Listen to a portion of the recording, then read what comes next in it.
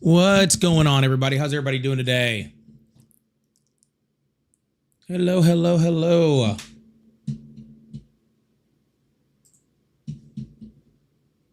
Welcome. Welcome to the Polypolitics Show. Welcome to the Polypolitics Show. I'm your host. Enjoy the show. Oh my goodness. How are you guys all doing today? Welcome in. Let's see if I can get these things to stop pulling from behind me over here. See if I can get these things to stop pulling from behind me a little bit over here. Woo! It has been a day. Man, feels good to be back in my office. I haven't been up here. in since like Thursday. It's kind of crazy, actually. I haven't been up here since like Thursday. Can we get an intro band? Absolutely. Absolutely. You guys just need to let me know where I can hire one. Okay? But I'm 100% down. I'm 110% down, if you want to be completely honest with you. I'm 110% down if you really want me to be honest with you. We might have to go through a few minor adjustments and stuff with some lighting and some things just to make things look a little better, but I think we're off to a great start. So that's going to be awesome. Y'all, as you guys are coming in, please say something in the chat. Come hang out, hit that like button, hit it a bunch of times if you're on a certain app. Share out the live. We are on a brand new gift gallery.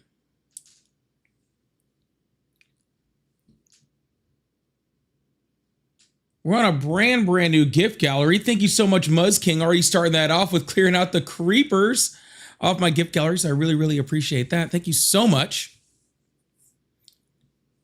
We are just getting this thing started. We will jump straight into callers and guests very quickly. I am not going to waste much time today. There's been so much stuff going on.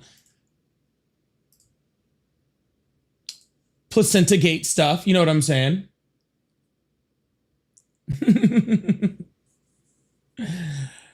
Placenta Gate stuff. Donald Trump still not understanding exactly what NATO is for.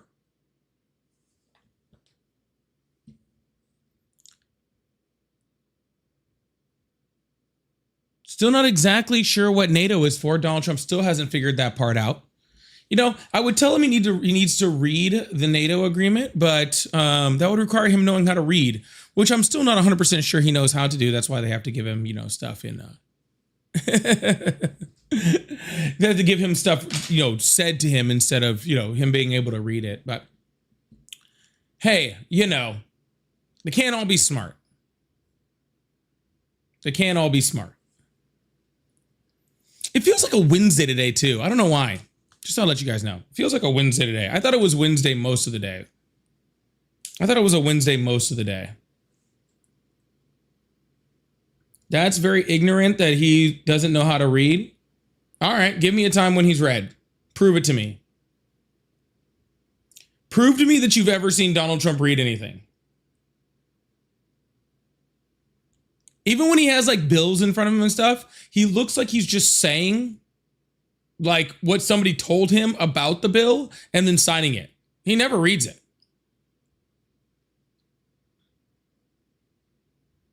All right. He never reads it. I'm just saying you can't actually prove to me he knows how to read. Like you can try, but you can't actually prove it.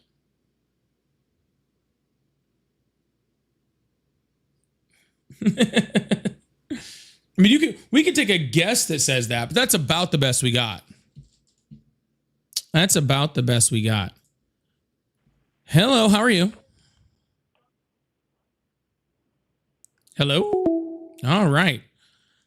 It was always funny when I used to take like a bunch of TikTok guests and stuff, and people would like accidentally come up on the live, and that happened all the time. But to like call an actual phone number, to call an actual phone number and to still like get confused when I answer the phone, very, very strange. Just I'll let you know.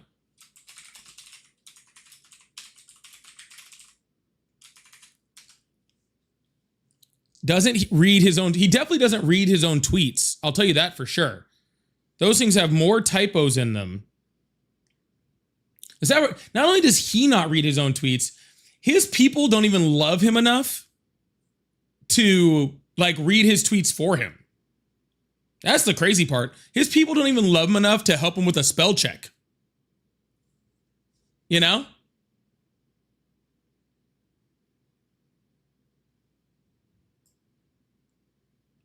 Like his people could be hooking him up right now and he's like, nope, I'm good.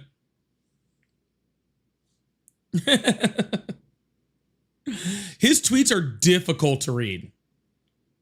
They are difficult to read. I try really hard. They're so bad to read that literally yesterday on live, Ari had pulled up one of Donald Trump's tweets or truths or whatever the hell you want to call it, right? Ari had pulled one up and I was reading it the way it was written and someone accused me of not knowing how to read.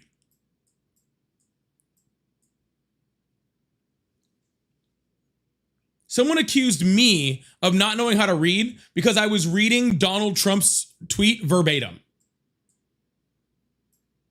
Isn't that crazy? Isn't that crazy? That's how bad they are. That me reading it the best I can sounded like just gibberish. If you guys didn't see that, it is actually funny. Someone was like, oh my goodness, having a hard time reading? Yes, I am having a hard time reading this tweet that was obviously written by somebody who didn't graduate kindergarten. And like, you could tell that if it wasn't for the fact that it was like online, he definitely would have written that in crayon.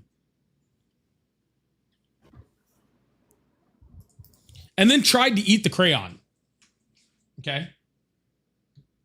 And then tried to eat the crayon afterwards.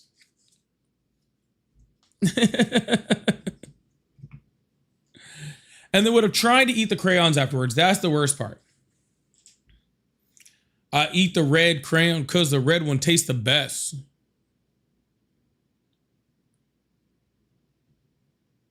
All right, I don't know. I'm going to test this out real quick, see if it works over here. I don't think it is. Hello, how are you? I'm doing fantastic. I got a question. Like, nope. Is the economy that? How old are you? What the fuck you mean? No, this is my life. You can't go and tell me shit, bro. Anyway, back to my question. Cool. Bye. It might be your life, but it's my life. So if I can't ask you a question as easy as, how old are you? Which was all I was trying to ask you. How old are you? And you want to flip out about that, then I guess there's not really much point of having you up here. Honestly, and if honestly you don't have enough patience for me to ask you a simple question, then you're not running your life very well. Just thought I'd let you know that. You should run your life better. Yeah, maybe get a therapist. Or like a priest, maybe? I don't know what to tell you.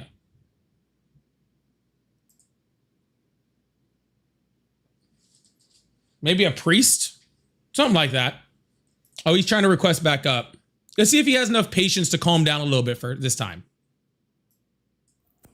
Hello. I'm sorry, Massa. Let me answer your questions. I'll be a good field slave. I'm 29. I live in Nevada, and I voted for Donald John Trump because my Massa let me do it. What would you like me to answer? Is that your impression of a slave? Because it's not a good one. Well, you're obviously the slave master. No, I'm not the slave master. I'm just your master.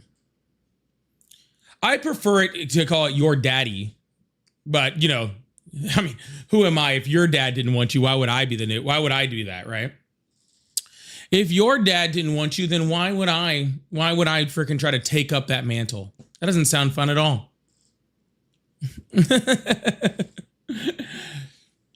I mean, he left and it sounds like it was for a reason. He left and it sounds like it was for a reason. All right. Smart choice on his part. What's up, man? Hello. How old are you? 19. Awesome. So how do you feel that your name over here that says America First isn't Like, and you have Donald Trump, and those things don't even match. That was just the profile picture was aura. I'm not gonna lie. The profile picture was what? It was aura. Oh, okay. So do you still support Donald Trump? No. Yeah, I still just support Donald Trump. I voted for him. Awesome. Why is that? Oh, because he's kicking out all the illegal immigrants from the country. How many undocumented immigrants did he kick out last year? Man, he kicked out a lot, man. I'm telling you. You want to tell you if I was in charge of ICE, I'd kicked out a lot more, honestly. Okay, well let's be thankful that you're not. Hey, shh. Yeah. Now soon I will. Soon I would take over. I would set up checkpoints where we have to deport them and stuff. Yes, sir. How many undocumented immigrants did Donald Trump deport last year? Tell me how many. I want to know the number. So you don't know the number? Yeah, tell me. Yeah, you don't, or yeah, you do? Yeah, tell me. Okay, it was 600,000. Okay, that's pretty good. First year. Well, to put that in perspective, in 2024, Biden deported 685,000. Okay, so Biden deported immigrants, and all of a sudden it's a problem when Trump does it. No, see, what it's saying is that Biden was able to deport more undocumented immigrants while not breaking the law, not breaking the Constitution, not building concentration camps, not deporting people to torture prisons, not deporting people to countries that they weren't from, not deporting people to countries that they weren't from, without putting freaking, over, I think it was over almost 3,800 children into freaking detention centers, without putting 20 infants into detention centers, and at a lesser cost to the American taxpayer. So Joe Biden was cool. You can ask it after I'm finished speaking. All right, listen, I respect that. Cool, thank you. So what I'm saying is that if you care about people being deported, then you should be a bigger Biden supporter than you a Trump supporter, because in actuality, Trump is doing a really bad job in comparison to Biden, in comparison to Obama, actually in comparison to most modern age presidents. It sounds like y'all just hating on them. Nope, just comparing the numbers. No, because at the same time, you got to ask yourself this: why are you supporting people that's coming into the country illegally? Did I say I was support? Did I say I was defending? I mean, it sounded like it because you got a problem with ICE deporting people. Actually, what I said was that if you wanted people deported, that Donald Trump's just bad at it. He's just bad at it, but he's doing it, and a lot of people self-deported. A lot of people self-deport. How many is that? I have to recheck the number. It was like something million though. Yeah, that number's been fact-checked by literally everybody and found to be wrong. You want to show me that? You can't even show me the number. So why would I show you the fact check of the number being wrong? So what are you, leftist or what? I'm Paulie. Nice to meet you. No, like, are you like left, Democratic, or no? Are you just independent? Well, I'm not a Democrat. I would be, because my policies and thought ideals would end up on the left side of the Overton window, yes. Okay. So it's like some of them. So what if I was to say that I kind of disagree with some of the stuff that Trump is doing and I want to vote independent? Would you agree with that? It would make you pretty smart, but considering you have a literal picture of Trump in your profile picture, I would be kind of hard to believe. Today. The thing is, what I do support, honestly, I'm gonna be serious about this, is that I think it's a slap in the face to immigrants who have to wait 10, 15 years to actually get their citizenship, just for people to come in and be able to get everything handed to them. I don't believe that that's okay. I think it's a slap in the face for anybody to have to wait 10 to 15 years to get into the country to gain citizenship, period. Hold on. That's what I agree with the left on. Hold on, bud. I was just saying that part is a shame. The whole part about everything with the undocumented immigrants has nothing to do with it. Our immigration system is broken. That's the problem.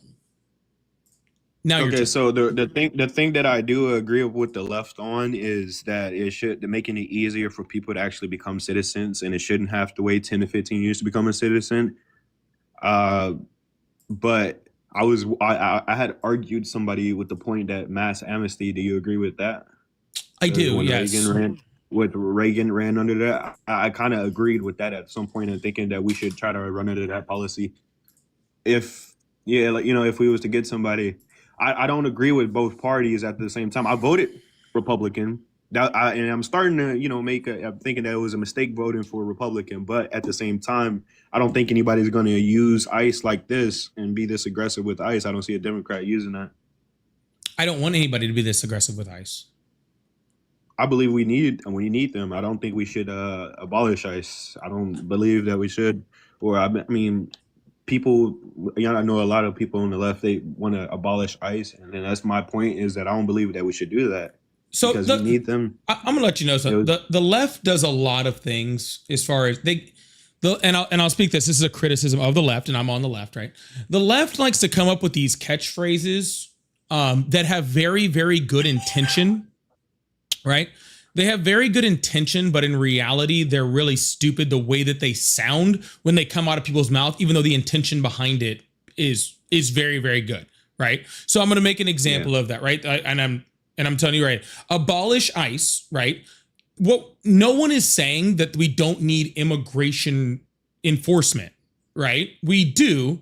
We just can't have ICE the way that ICE sits right now. Right? The way that ICE sits right now as a group that's going around terrorizing people, killing American citizens, like that can't last. The people that are in airports right now, they can't continue to exist. So ICE can't continue to exist in the form that it is right now. It doesn't mean that we shouldn't have some type of immigration enforcement. I 100% agree. And I'll make another example of that, right? It was defund the police, right? Okay. The meaning behind it, when he said defund the police, right? The meaning behind that, when it's, we need to freaking put more funding to social workers, to other people who can handle people that are more mentally incapable, that not every situation requires guns and aggression. That is a great point. When you just say defund the police, it sounds like you don't want any police force ever to exist ever, which is not the point, right? So I just think that sometimes these like the meaning behind these things, like abolish ICE, the way that it sits, I 100% agree with. But that doesn't mean that we shouldn't have any immigration enforcement. Does that make sense? Yeah, that makes a lot of sense. I guess the way that they put it, that made me kind of disagree with that type. Because if we was changing the version, changing how they operate, tactics, and all of that stuff, I probably would agree with that. But at the same time, like, honestly, ICE has been so effective in a way that people have self-deported themselves. And maybe that number isn't correct, but it is a big number that people self-deported themselves. And it's really not. Well, I'm just saying it's really not. It's not. I mean, were there some people that did it? Yes, but the number is not near million or anything close to it.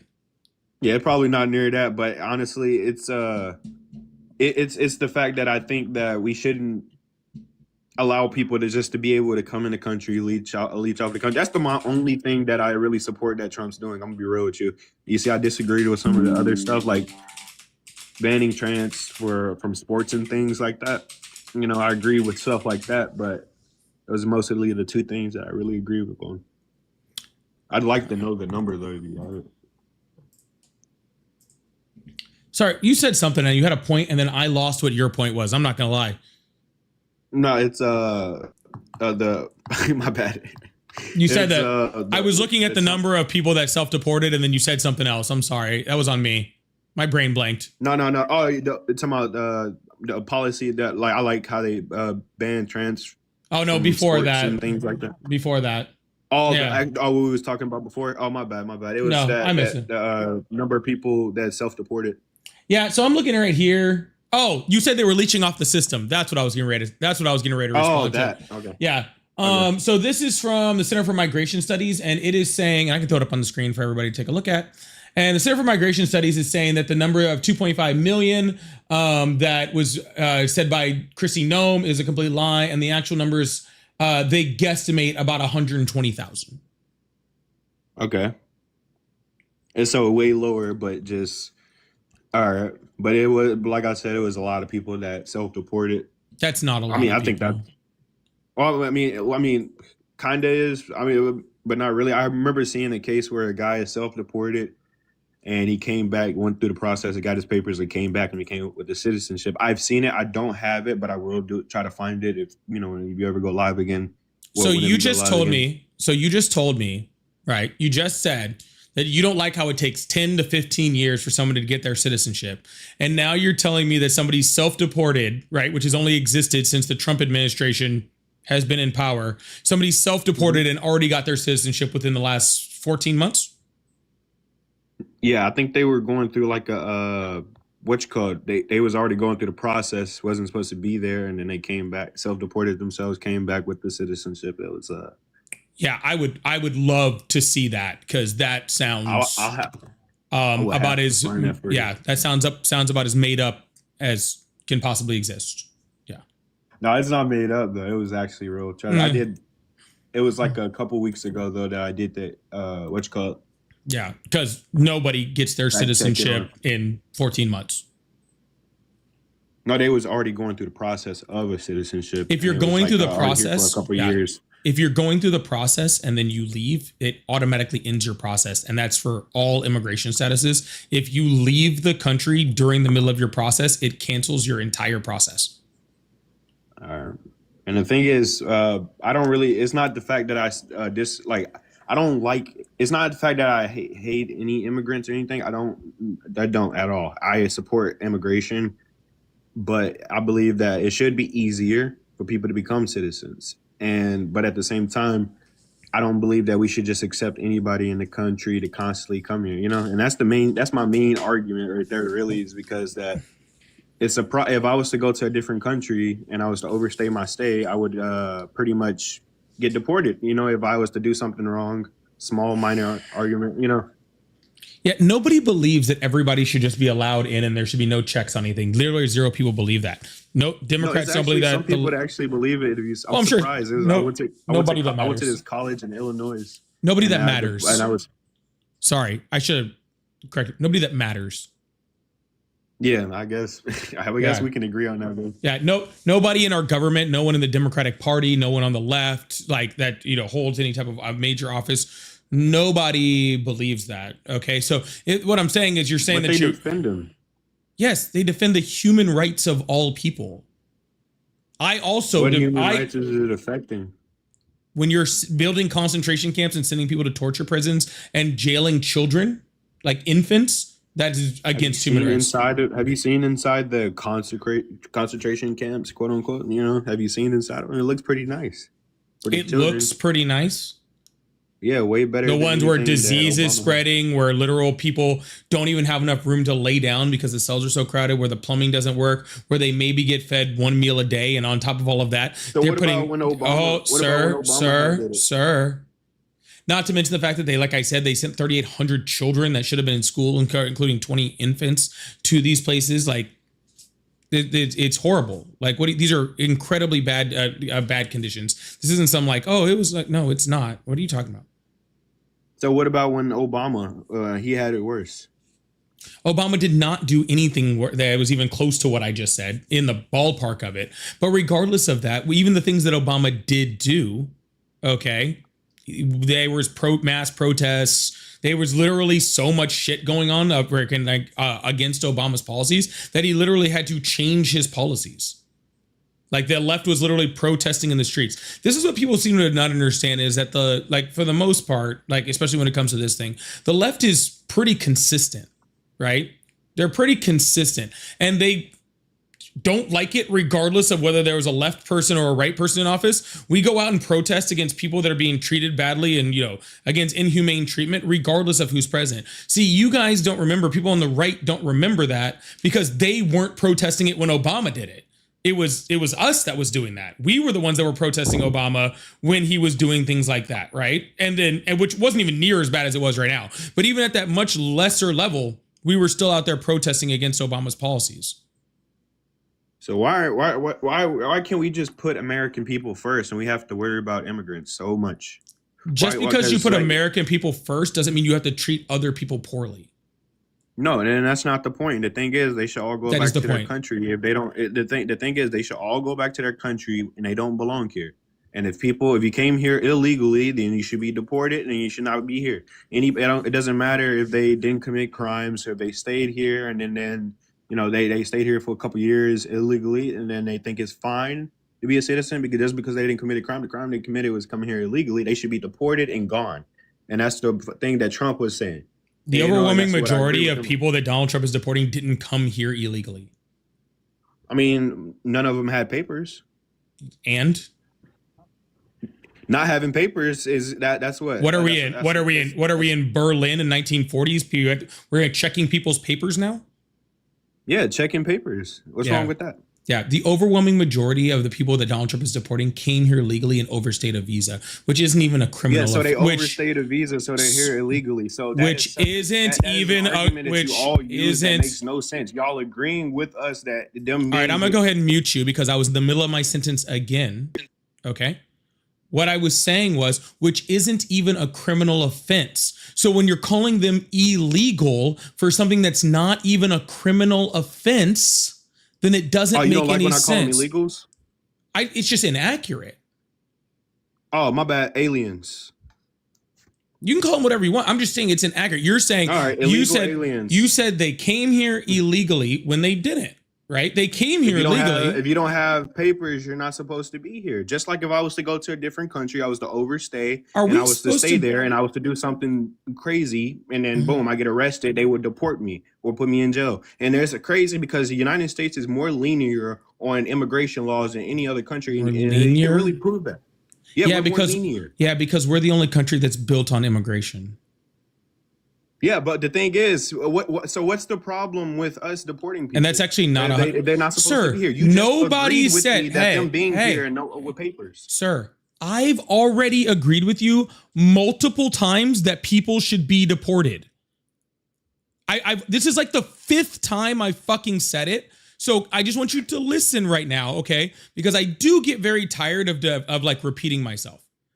I'm not saying people shouldn't be deported. Did you hear it that time? Yeah, I hear you, dude. Did it stick into your fucking head this time? Oh, are you finna crash out? No, I'm just making sure that you have the No, it capacity. sound like you finna crash out. It sound like you about to cry, honestly. I'm just trying to make sure that you actually have the mental. I'm just trying to make sure that you I gotta say have the mental capacity to have a conversation with me. Because if I I'm have to having the say mental if I capacity. have to say something 5 You're times retarded, bro. and you still keep arguing it, then I don't think that you have the mental capacity to have a conversation with me. Okay?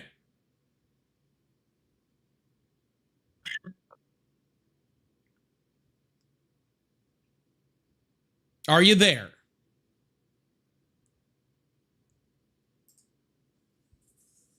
Hello. Yeah, I'm here. All right. So I'm going to Yeah, say I'm it for here. the this time, and I'm not going to say it again. Okay. I'm going to say it one more time. I'm not saying people shouldn't be deported.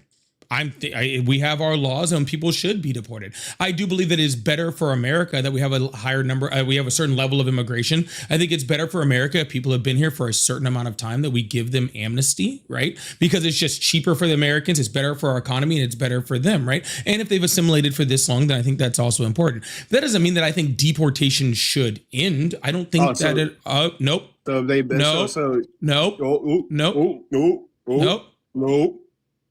Nope. How old did you say you were, sir? How old did you say you were? I didn't. I see How a old little did you gray say you happening were? right there in your beard. Ad homs when you're 19, losing. boy. Okay, that actually makes sense. No, you are, no. you are because acting like you a child. You just yapping. You just Yeah. yapping your ass off, and you to the point that you really don't want to listen. It's like you're completely avoiding the topic that I am putting down. It's like you're completely avoiding it, and you're like, "Oh, can you hear me? Can you hear me?" I'm like, dude. Your literal It's making no topic, sense. your literal topic is that I said that people shouldn't be deported. And I'm literally combating that point right now, and you're crashing out. No. My point is, people. No even one if they- fucking asked you. Shut the fuck up while I'm in the middle of my sentence. Oh, you sound like a little fair. Interrupt me again. I'm moving on to the next person. You say what? What'd you say? Interrupt me again, and I'm moving on to the next person. Or my bad. I won't interrupt you, sir, ma'am, whatever you are. All right, Good. perfect. I appreciate that. What I was saying is that it's actually much more beneficial for us economically, right? To keep immigrants into the country, right? If they contribute a whole bunch, I think $14 trillion plus over the last 50 years into the American economy. They pay taxes. They put things into like Social Security, which is like a dying, thing in the United States where our Social Security keeps running out. They're helping to build that up. So I think a certain level of amnesty would be important, just like what Reagan did. A little different than how Reagan did it, but the same idea, right? I have no problem with that. I also also think, right, that we should have strong borders, that we should have good customs and border protection, right? That we should, make sure that people don't have the ability to come in, because that can bring things like crime, like the cartel, bringing in drugs, bringing in, trafficking and all that sorts of stuff, right? So I also think that that's bad. I also think, and I already said this again, and we had a whole conversation about it, right? How I think that we do need some type of immigration enforcement in the United States, just not ICE how it sits. You're making the argument as if I'm saying that I'm not for deportations, and I never said that. What I said was I'm not for what Trump is doing by building concentration camps, sending people to torture prisons. You're calling them concentration camps. Mm-hmm. I don't see how that's concentration camps. Well, you should have waited till I was done with my sentence and you could have asked that question. But I did tell you, if you interrupted me again, that I was going to remove you from the live. So I was almost done too. I was this close to being done. If you had just had the patience of like a 13-year-old, we could have been past that. Anyways, y'all, thank you guys so much for being here. I really, really appreciate that. Thank you so much.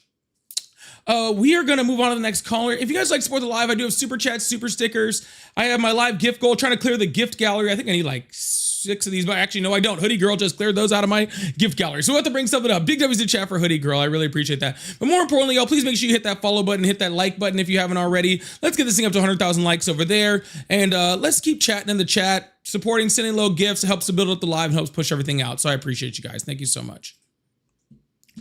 Hello, how are you? Hey, yo, you mofo, I finally got a hold of you. That sounds sexual. Why you disrespecting my girl, yo? Was that last guy your girl?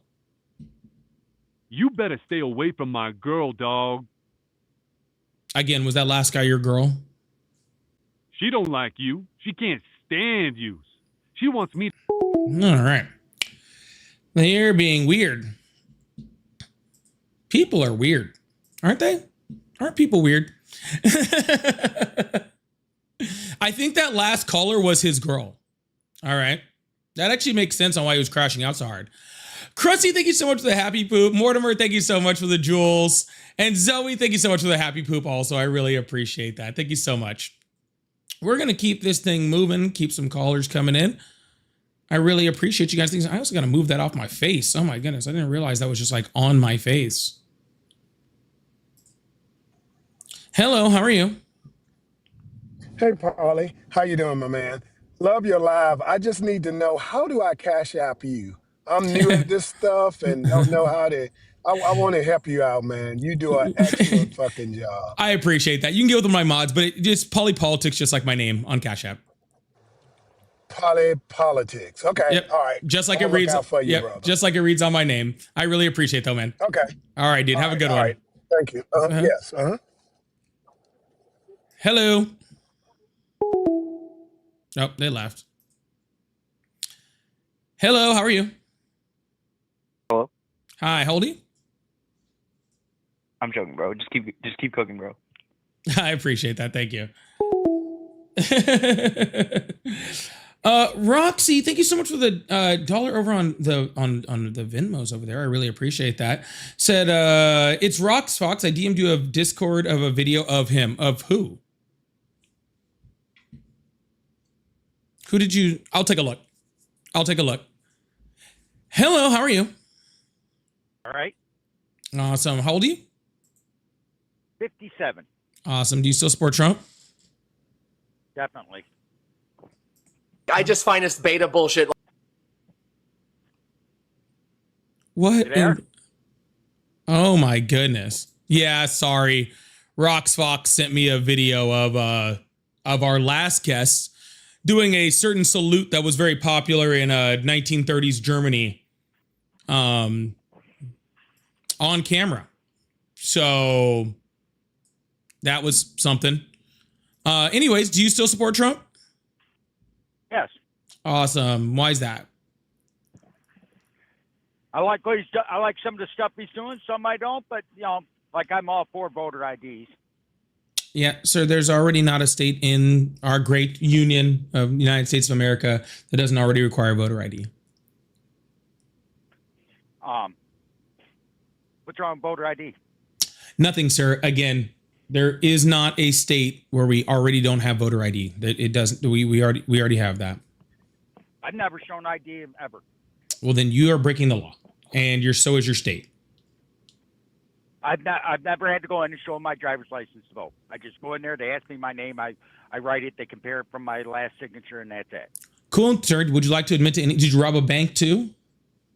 Any other crimes you want to admit to? Nope.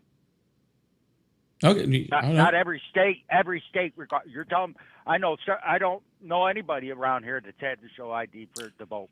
Yeah. Where do you vote in? New York. New York. Yep. There are certain ID requirements. Yep.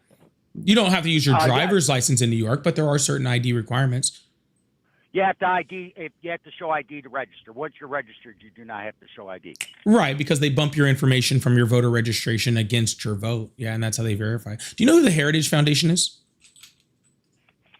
Oh yeah, it's where they claimed that Trump's Project 2025 came from. Well, I mean, it did. They signed it. It wasn't like a. It wasn't like a. That's who wrote it, right? But you're familiar. You're familiar with. So you're familiar with Project 2025? Yeah, a lot of stuff they put in there. Yeah. Okay. Cool. Do you know they did a comprehensive study on how many people, like how many fraudulent votes, had happened from people that weren't allowed to vote in the last 5 years? Mm-hmm. You know how many that was? Oh, I know. They say it's less than 100. There's 105 actually. Yeah. So if there has not, I got a question for you, sir. Well, hold on. I have a question for you first. And then you can ask your question. If we've had 105, right, fraudulent votes, then what? Then it sounds like our voter ID laws are working pretty damn well, don't you think? No. Sorry, let me rephrase that. If 99.999999999999999% of our votes are all good and not a singular election has been freaking changed by fraudulent voting, then I would venture to say that our voting is pretty secure, right? And so we don't need more laws to disenfranchise people from voting. Yeah. You know what's funny though about that statement? Illegal immigrants came to New York State for decades, and our governor hands out voter ID, driver's license like candy bars. Yes, you can get a driver's license without being an American citizen, but you can't vote with that driver's license. Oh, really? I can go into all I ever showed to get registered was my ID. I can literally go in there with just my ID, register to vote, and then vote my next general election. Have you ever actually seen one of those driver's licenses? Yes. They say you can't vote on them. Well, I don't know about New York. In Florida, it actually says it right on the driver's license. It says specifically doesn't have a social security number, can't vote. It says it right there. Not to mention that when you go to vote, they would scan your ID and then it would say that you're not a U.S. citizen and you can't vote. They don't do that here. Yeah, sir, if you went and gave them your name or any of the required information that you do need to register to vote, even outside of that driver's license, it would still show you're not registered to vote. You're not allowed to vote in the United States. Yeah. And do you think you're going to believe every number on there? I mean, seriously, you don't think the government makes up fake numbers they put on there? That's why I didn't pull up the government, sir. That's why I didn't pull up the government. I pulled the Heritage Foundation, who is a far right freaking think tank who has every incentive to make that number as high as humanly possible, and even they could only find 105. I don't believe half of what they put on the internet. Again, sir, this was from the Heritage Foundation, right? This is as far right wing as you get. They had every incentive to make that number as high as it possibly could. Hell, I'm pretty sure half the SAVE Act was actually written by the Heritage Foundation. So, I wouldn't doubt that. But I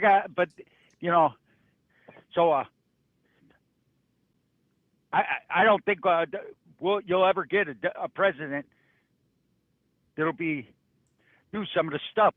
Like Iran, everybody's bitching about Iran.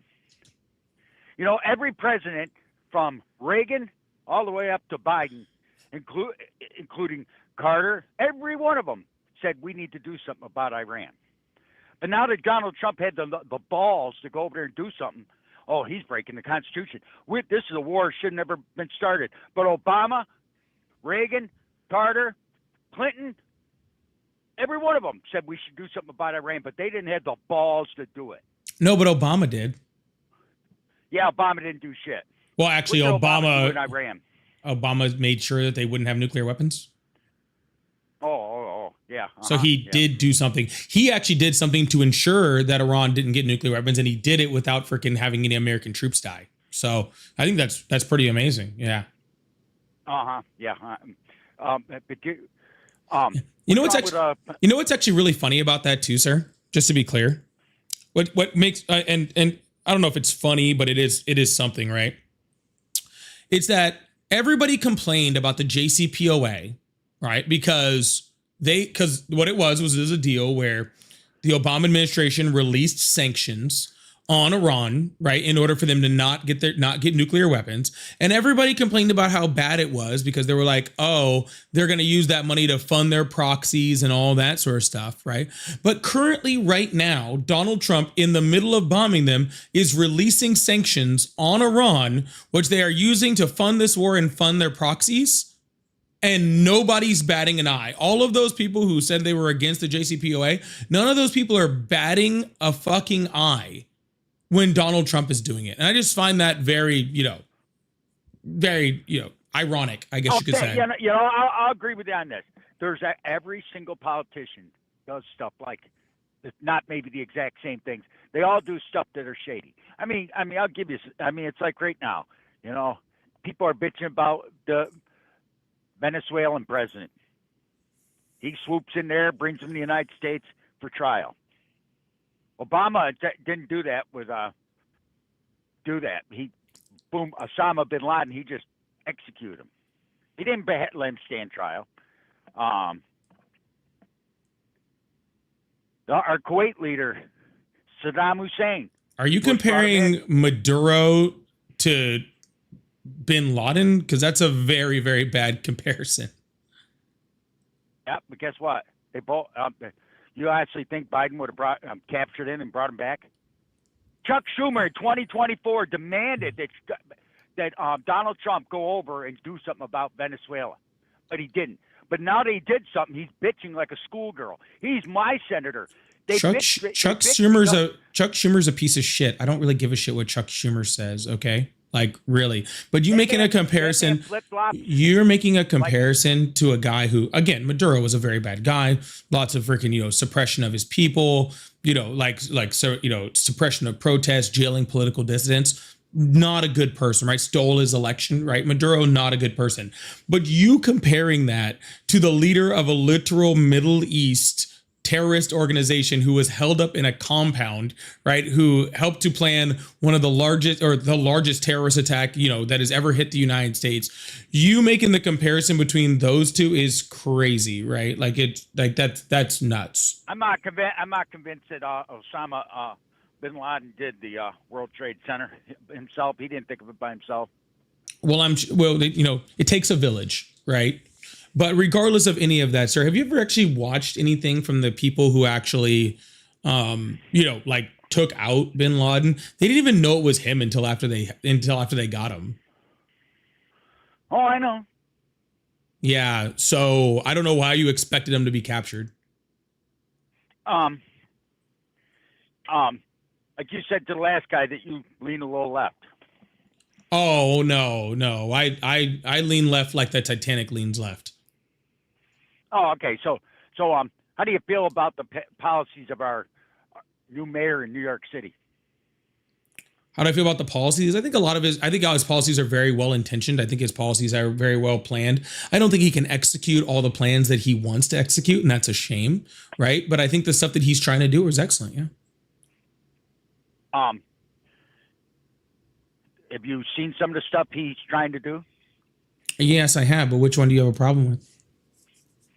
Well, I know I got friends that live there because I'm with it an hour there, and he literally wants to. He's telling these businessmen that we're going to tax you more, which is all well and good, but they're saying fine, we'll leave. He's actually saying if you leave, we'll just give you a penalty and take over your business. That A is not true. B, not possible because mayors don't have the ability to tax. Taxes. Taxes. He's already gone to our state legislature to work on getting the taxes doubled. Okay, well, if the state legislature decides to do that, which they won't, then that's one thing. But Mom Donnie does not have the ability to go to business owners and tell them we're going to tax you. That's not how. Oh, they can tax. He can raise property taxes. Yes, he can. He can raise property taxes. He's got this thing that we should tax out the rich, the billionaires, and that out of existence. I don't think he's actually ever said that, though. I don't have a huge problem with it. Oh, you don't, huh? So where do you think our capitalism Where do you think our industry comes from? You think it just pops out there at the sky for no reason? You know, they just. No, I think our industry. I think our industry primarily should be ran by smaller businesses. I think that I think that we should have a lot more smaller businesses, right? That with not billionaires at the top, and where people get a fair share of wage for their work, right? And so we even out things, make a stronger middle class, a lower upper class.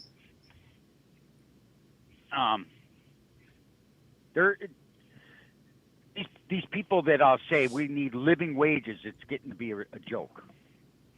You don't believe we need living wages? So you think someone that works at McDonald's should get paid 50, 60 grand a year? No, that's a little high for living wages. That would be like median household income. But regardless of that, they should make a shit ton more than they do now. Oh, what do you think would be a good wage for someone to flip hamburgers? Something that they can live on, depending on where they're at. Flipping hamburgers in, Sheboygan is probably a lot different than flipping burgers in New York. But I think that no matter where they live, right, they should be able to live and take care of themselves without government assistance. Whatever that wage is. Okay, like San Francisco. What do you think costs rent? I don't know, sir. I don't know what the rent cost is in San Francisco, so I can't answer that question. Well, the average cost of rent in San Francisco is probably about $1,500 to $3,000 a month, depending on the apartment. Okay. You would to pay somebody, if you paid someone $10 an hour, 40-hour week, $400. You ain't gonna live on that.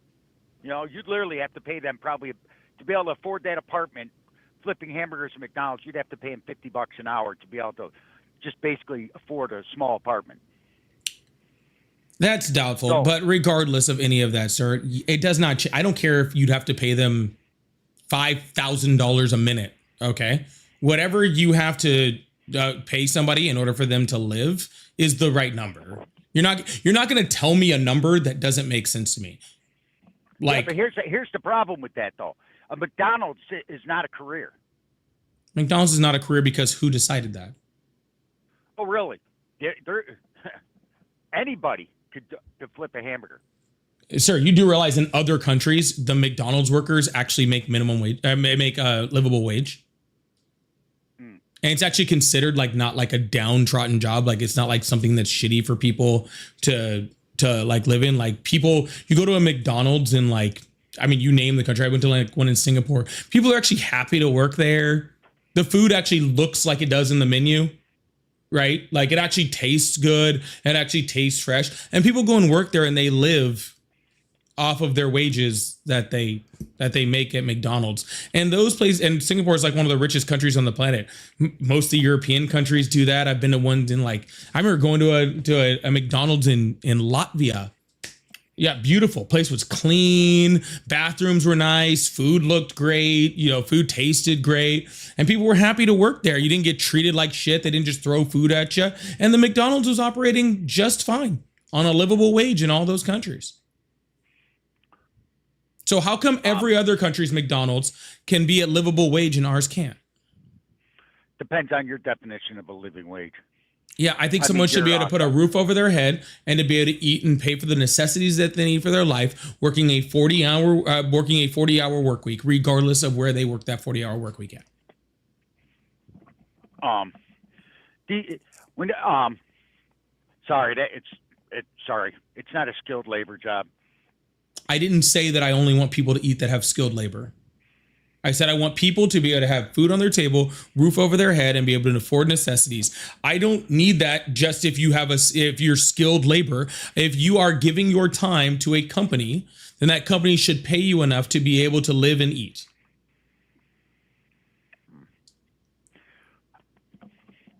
I'm sorry. That's a job for college kids, high school kids, seniors that want something to do or for extra money. It's not a job to raise a family on. Sir, that's your fucking opinion.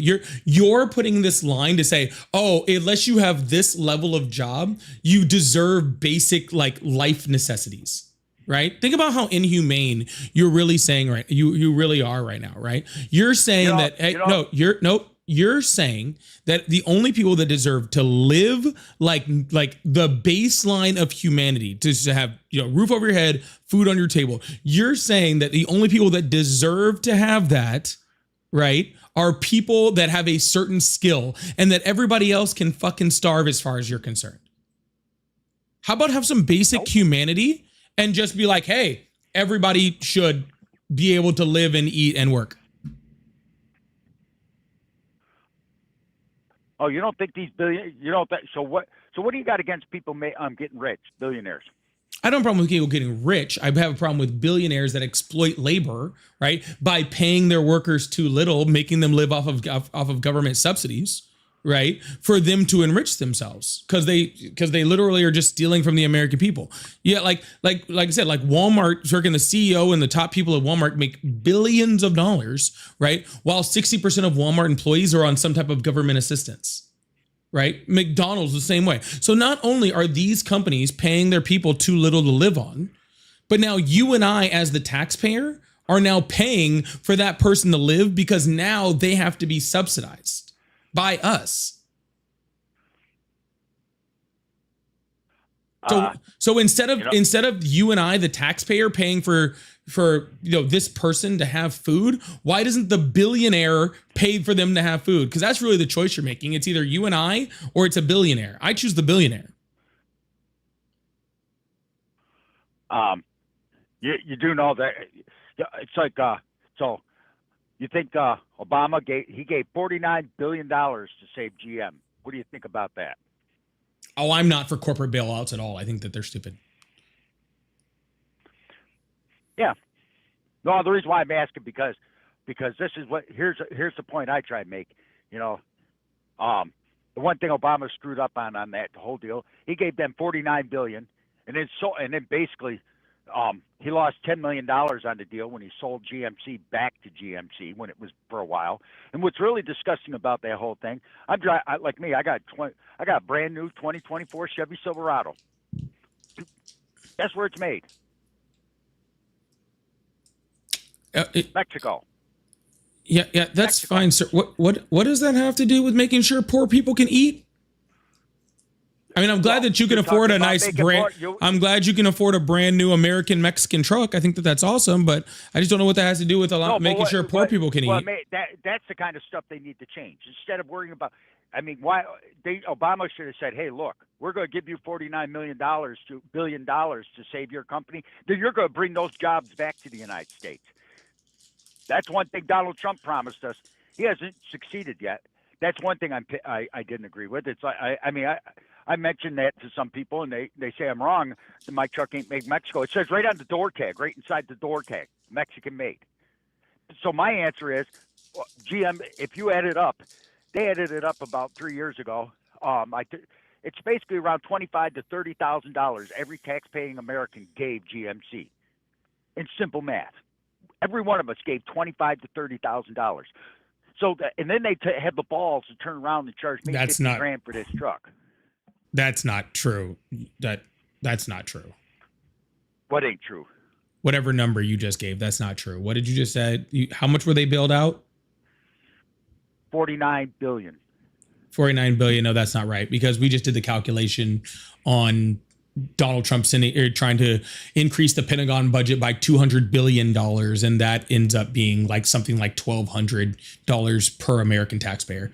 So if 200 billion is $1,200 per American taxpayer, then 39 billion is a fifth of that. So, Well, so 200 they were and saying something that dollars. that wasn't including the interest that they had to pay. But the point is, they shouldn't have gave them anything. They shouldn't have gave them anything unless they were going to bring the factories back to the United States. I actually think it's disgusting that I got a truck that's American label with a Mexican tag on it. Then buy a different truck. There is no different truck that's made in this country with what I have. Don't buy a truck then. I like trucks. Okay, well then you like Mexico. No, I don't like Mexico. But Well, you do if you like trucks. I'm going to buy a truck with an 8-foot bed. I ain't buying a little 6-foot, little friggin' Maverick truck. That ain't even classified as a truck in my opinion. If it ain't got an 8-foot bed, I don't want it. Gotcha. So you're being very, very specific. Yeah, that's why I did. I bought the truck I want. I want an 8-foot bed, rear-wheel drive, V8 truck.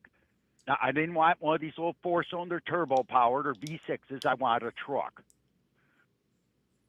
That's the difference. Sir, you chose to drive.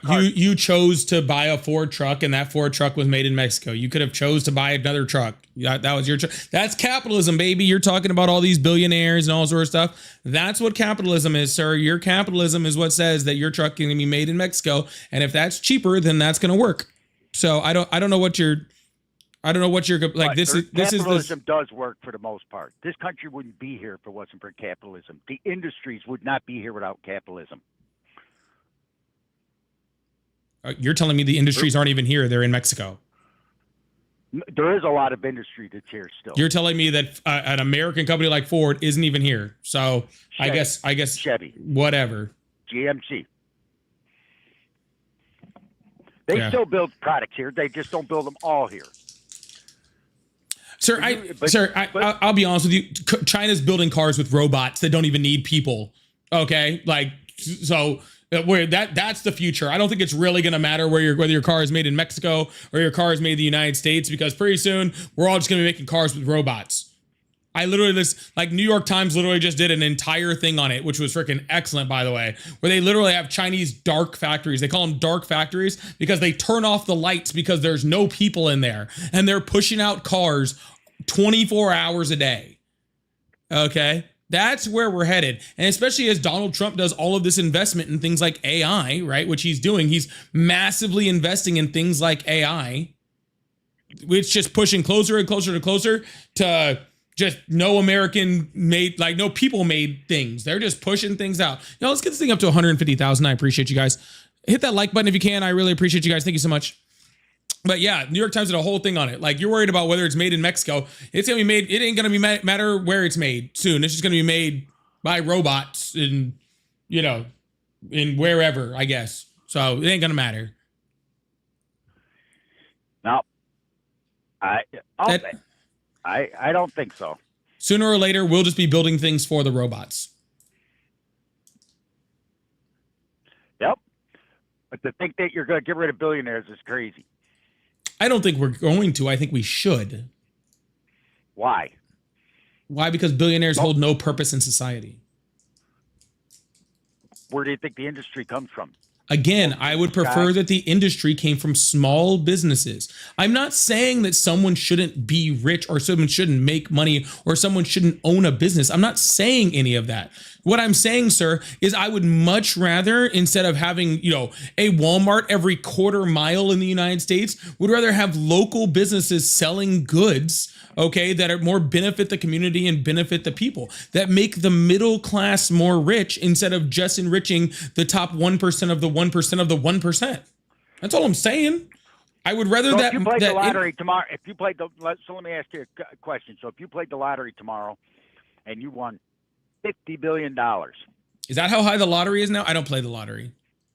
Well, no. If you won $50 billion in the lottery tomorrow and you played it and won, how much of that would you expect? Would you be okay with the government taking in taxes, being you're okay with billions? Well, it wouldn't matter how much I got. They're going to take about half of it right off the bat. So I'm only going to have about 25 billion, which is really more money than I could ever think to spend and do anything with ever. I mean, you realize that billionaires are way too, have way too much money when they're just like sending themselves to that Titanic, making Titanic #2 and sending themselves to the moon. They don't even know what to do with all that fucking money, right? So like, I'm not gonna, I ain't giving it all away. I'll tell you that much. My kid's kid ain't gonna work. I'll tell you that fucking much. But I can do a whole lot of good with that money too. I can do both of those things. That's the crazy part. I could do so much good with that kind of money and also have so much money. That's what's crazy. So what would you do if you won the lottery? So if you won the lottery and won $50 billion, the government says, you know something, this YouTuber is a good humanitarian. We're not going to take any money out from. We're going to let him keep all $50 million. What would you do with it? What would I do with the $50 billion? Yep. For $50 billion, could I end homelessness in the United States? I'm pretty sure I could. I don't think you can end it, but you put a big dent in it. I think I can end. I know I can end veteran homelessness with that much money. That's not even a question. Oh, yeah, like that's not even that's not even a thought, right? I would 100% do that. Yeah, that'd probably be the first thing I would do. How would you end it? Would you buy them all a house? I think that it's a lot more nuanced than that. You'd buy them every one of them a house to live in. I think it's a lot more nuanced than that. You don't have to buy all of them a house. You just have to provide housing for them while they're homeless. Because again, most people, and especially veterans, right? They don't want to be homeless. They're not trying to be homeless, right? It's just they've ended up. Hold on, sir. They're just in a situation in which they ended up that way. So if you provided a level of housing until they could get on their feet, then you're going to end the homelessness by allowing them to work through the process themselves, to be able to get jobs. I would provide educational benefits for them. I would do all the things that probably the VA should be doing right now, but isn't. Yeah. No, I'm not saying all of them would want a house, but I mean, come on, if you knew of an 80-year-old vet that was about ready to lose his house because he owed $10,000 in back taxes, I'm sure you'd pay his back taxes for him and give him and then pay ahead for him for a few years so he could keep his house. Yeah, but that's just a singular instance, right? That's a singular instance. I'm talking about the whole issue, right? Like I'll show you the difference. I would provide some type of housing for people to be to make sure homeless veterans don't have to sleep on the street. I'm not saying I would give them a house. I'm just saying they would not sleep on the street, right? We would solve them being homeless, right? As opposed to that, which Donald Trump is right now trying to take medical rights away from veterans, right? He's trying to make sure that they don't even get the payment for what they have, right? So, like, it's just a matter of like how you do it. He's trying to like make I can't say that word right now. Conservatorship. Mandatory for veterans, like against their will, right? Like I'm just saying we could do a whole bunch. What I am saying is right now, like that's not even like the purpose of all this. I would find some type of charity or something good that I would do with that money for that would make me happy to be giving back to my community. Like, right. That's what I would want to do. But I think that it's also right now our government's job, right? Because again, if I'm saying I could probably do that for 50 billion, then why is our government spending 200 billion extra dollars on a war that we chose to go to instead of ending veteran homelessness? You don't think the people in Iran wanted this there? To do what? 30 years ago, Iran was almost like the United States. Yes, until we installed an Islamist government and actually armed the Islamists to take over the country. Yeah. We didn't do that. Operation Ajax, we sure as hell did. Yep. You weren't even. Do you remember that? How many people they slaughtered of their own people? What does that have to do with what I just said, sir? The reason why the Iran is not more like us and is a full theocracy is because we armed the theocracy and put them in power. Yeah, I don't believe that. Operation Ajax, sir. You can look it up.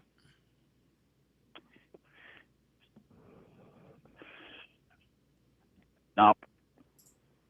That's what we're going with. Just nuh-uh. Sir, I'm not even old enough to have been alive for this. I just can read things, right? You were actually probably old enough to friggin' be there when it happened.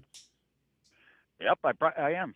So how are you going to tell me no, right? When you were actually alive for it and I wasn't. If what you're saying is true, then why shouldn't we go over there and fix it? Are we fixing it? Yeah. How? We're sticking a boot in her ass. And how is that fixing it? getting rid of them. We are, because the Ayatollah is in power right now still, and there's no sign they're going anywhere. For now. So we're not fixing it. Do you have a DD-214, sir? Sir, so we're not fixing it. Oh, yes, we are. We're not fixing it, sir. What you're saying is we're just over there. Screaming vets. Where's your DD-214? I highly doubt you got one. I don't think you got enough balls to go over and get one. I've got a DD-214. You don't. Congratulations, sir. I can tell just the way you don't. Sure. Whatever you want to think, sir. I don't need to prove myself to you in any way, shape, or form. You ain't got a DD-214. I can tell just the way you talk. Because no American veteran would sit there and insult every damn thing about our thing. You keep saying, every one of you keeps saying, oh, Trump's breaking the Constitution. Bullshit. Yeah, sir. People that actually support our military and actually support our veterans don't want to send them over to a war to die that we didn't need to fucking go do. Okay? Hey, so, no, shh. So thank you for your service. I appreciate that. But regardless of any of that, Donald Trump is in violation of the Constitution. Donald Trump is in violation of the law. And you with that DD-14, and yeah, just in the opinion of the law and the courts. In your opinion. And the judges. Oh, really? And the How come he's Constitution. still in power? Because none of those things stop you from being president. Yeah. So what I'm saying, sir, is your oath when you took it says to defend the Constitution of the United States against all enemies, foreign and domestic. Okay, that doesn't mean to just support the president in whatever. It means that when the president is going against the Constitution and Donald Trump is against the 1st, 2nd, 4th, 5th, 6th, 7th, 14th, and 22nd Amendment and working on a few more on top of that, then when he's against those things, you should be against those things. You shouldn't just be supporting Donald Trump because you like him, because you swore an oath to the Constitution, not to the president. Oh, so the question, if you were in the military now, would you disobey an order to go over there and fight? No. Exactly. They can't do that either. I'm aware that they can't. That doesn't change the fact that we shouldn't be wanting to send them there. Our military, this is some post 9/11 Iraq war bullshit that is still in people's head. People for some reason think that if you don't support the shitty war that some fucking president or some politician sent our people to, that you don't support the troops. No, I support the troops. That's why I don't want them going to die in a fucking war. I think our troops are absolutely amazing. I think we have the best military in the world. And I think that freaking they can pull off whatever operation that we set their minds to because they're absolutely amazing. But because of that, I don't want to waste their talents and waste their lives going to fight a war that I don't think we should be fighting because it gives no benefit to the United States. That's not me saying that our troops shouldn't obey orders. 100% they should obey orders. If you're in the military, that's your job. That's what you signed up for. But I'm saying, for everybody else, that we should be saying, hey, we're against that war that is causing them to do that. But and as far as Operation Ajax, I wasn't around when that started, by the way. Just so you know. That was in the 50s. Okay. But anyway, sir, I'm going to go ahead and get off the phone with you and move on to the next caller. I hope you have a great day, okay? Oh, yeah. All right. Y'all, please make sure you guys hit that follow button, hit that subscribe button if you haven't already. We're going to move on to the next guest and keep this thing going, but I really appreciate you guys. If you guys would like to support the live, I do have super chats, super stickers, gift go. We're almost done with these hat mustaches. But if you're over on the Clock app, please make sure to go up to my face, hit that gift gallery, see if we can clear some of this gift gallery out on a Tuesday. We are just starting it off fresh this week, so really, really appreciate you guys. So help clear that out. That would really, really help. Also, hit that like button. Let's get this thing up to 200,000 likes. If you guys are over on the YouTubes or whatever and stuff like that, you guys can support by hitting that like button, hitting that subscribe button, hitting that follow button, and any type of live gifting things help support too. So I really appreciate all of you guys. We're going to open up. Oh, I didn't have the phone lines in it. So we're going to open up the phone lines, see what we got over in the guest request box and see if we can get another caller in here. So I appreciate you guys. Hello, how are you? Hello, good. How are you? I'm excellent. How old are you? I am 35. Awesome. Do you still support Trump? That's a good question. I'm more of an independent. There are pieces where I do support them. Open border was the biggest thing, having that closed. I don't understand how we had an open border for 4 years. If you do want to share some thoughts, please feel free. Maybe it's some things that I could look up. I am someone that's more open-minded. But that being said, I do support certain aspects as far as that goes. Yeah, the reason why you don't know how we had an open border for 4 years is because we didn't. But how? How is that possible, though? What's your definition of an open border? Open border, well, the open border was they were bringing in people they were actually flying people to different cities, let alone, why don't I just stick to kind of what I know here in LA? So I'm more California based. And what I see here in LA is we've gone through the last 5-6 years. Not only has homeless population jumped, but we have had a lot of illegal immigration come here, and that's because of our sanctuary cities. I mean, that's a fact. That is not a fact. I grew up in Southern California, and a lot of immigrants were coming there before sanctuary cities even existed. So what is your proof that we didn't have an open border? Yeah, because we had a record number of border encounters. Explain that. Yeah, a border encounter is when the Border Patrol stops and detains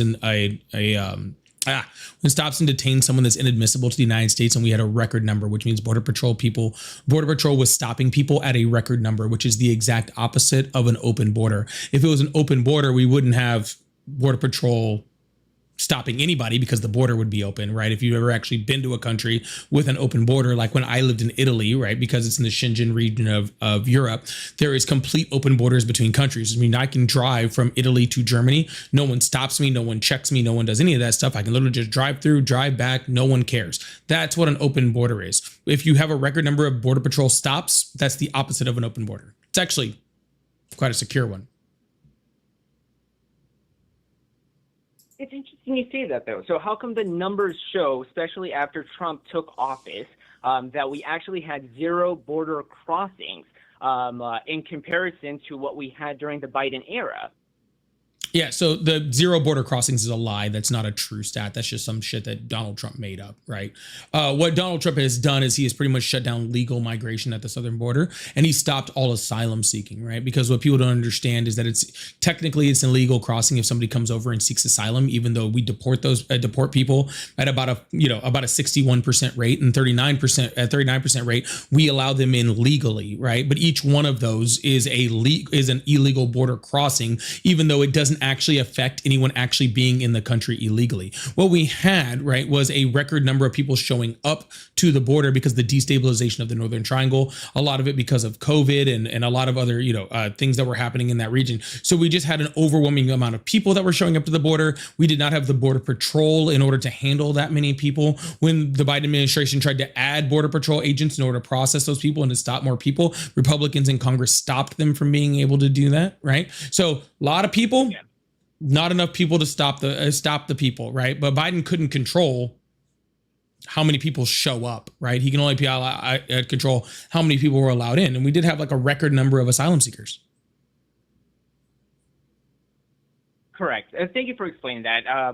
That being said, I'll do a little bit more research on that bit. Again, I am someone that's open-minded. I'm not going to come with full information, but I did want to have just some debates of what I'm hearing, because maybe there's a lot of people in the audience that are kind of like me, that are in between, that, see kind of, I see, again, on both parts.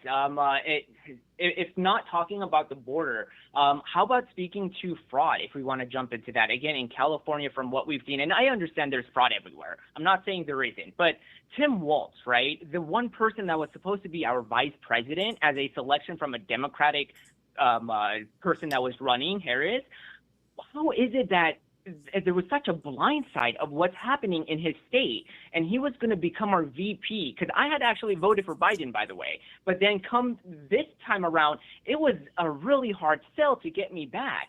After seeing the debates, being told that being told that everything is normal, there's nothing wrong, and we could see it in our, in our eyes.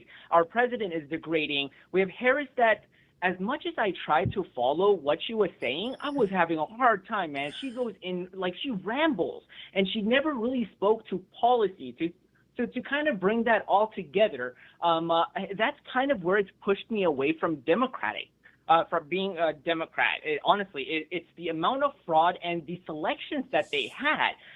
Imagine Tim Walz would have been our president or vice president. That means we wouldn't have any. All this thing going in Minnesota would have probably been hidden. And I just find that crazy. I think fraud is the biggest thing on both sides. It doesn't matter if you're Democrat or Republican. I think that's one thing we need to really work on. What's your thoughts on that piece? Yeah, by the time Donald Trump even realized that there was fraud in Minnesota, there was already 64 people that were already in jail because they had been indicting people for that fraud since 2022. What do you mean? I mean that they started indicting people for that fraud that you're talking about in Minnesota in 2022, well before Walz was even a vice presidential candidate. There was over 92 indictments, right, by the time that Trump even found out about Minnesota last year, and there was already 64 people in jail. So you saying that Tim Walz in Minnesota just completely disregarded the fraud is just a lie. They didn't. Not only did they not just disregard it, they indicted people, they prosecuted people, and they already had a whole bunch of people in jail. Yeah, but even now, he just quit his political thing after all of this came out because of Nick Shirley. He literally just quit his political career. This was going to be our VP. Think about how much power he was going to have, and now all of a sudden he's like, no, I don't want to do politics anymore. If I just ran for vice president against somebody like Donald Trump, I probably wouldn't want to do politics again anymore either. But that's his personal decision. It doesn't change the fact that the fraud was already investigated and happening. Not to mention the fact that the whole Nick Shirley thing has been disproven even by our own FBI, who sent in investigators in to actually look at this whole daycare fraud that they said was happening. And on the most part, it just wasn't. That was a complete lie. He lied to everybody. Yeah. Okay. Well, we'll leave that where that is. I guess my last piece I'll speak. Oh, no. I want one little part first. Go ahead. You making a claim that Kamala Harris rambles and supporting Donald Trump is probably the funniest and most ridiculous thing I've ever heard in my life. Donald Trump, all he does is fucking ramble. Every single one of his speeches, he rambles. The guy can't stay on topic for a singular second. So you saying that Kamala Harris rambles while supporting Donald Trump is so disingenuous and sad.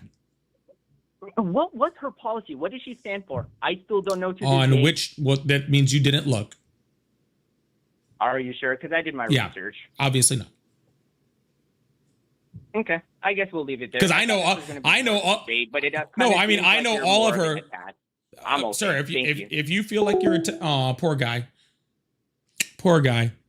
I'm sorry to tell you, dude. If you tried to do your research and you didn't find anything on Kamala Harris, then that's on you. Because it wasn't hard to find.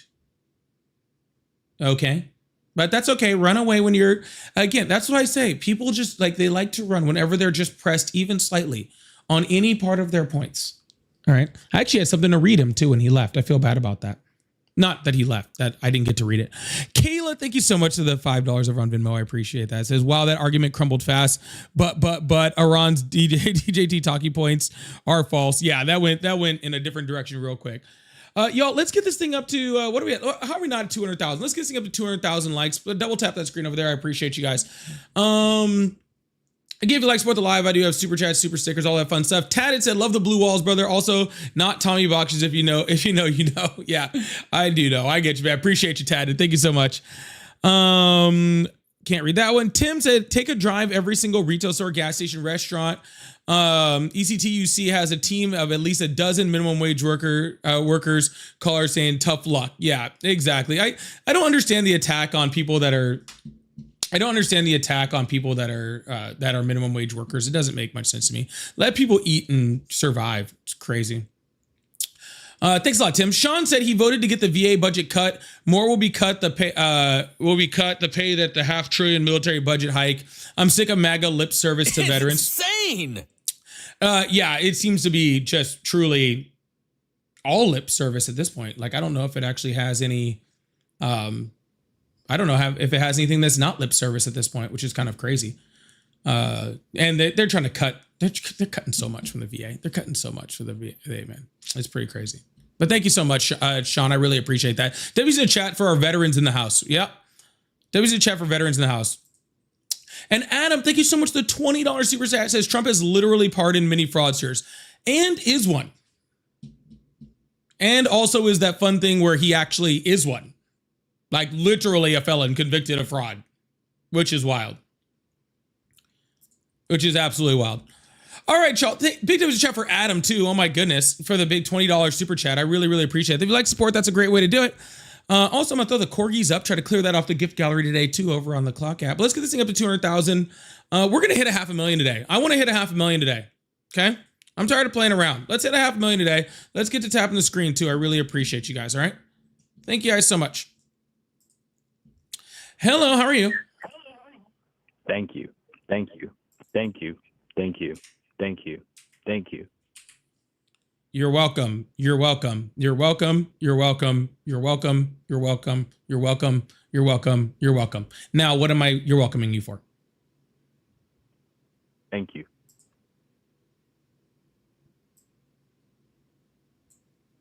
You're welcome. Thanks.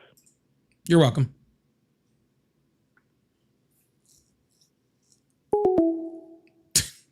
Okay.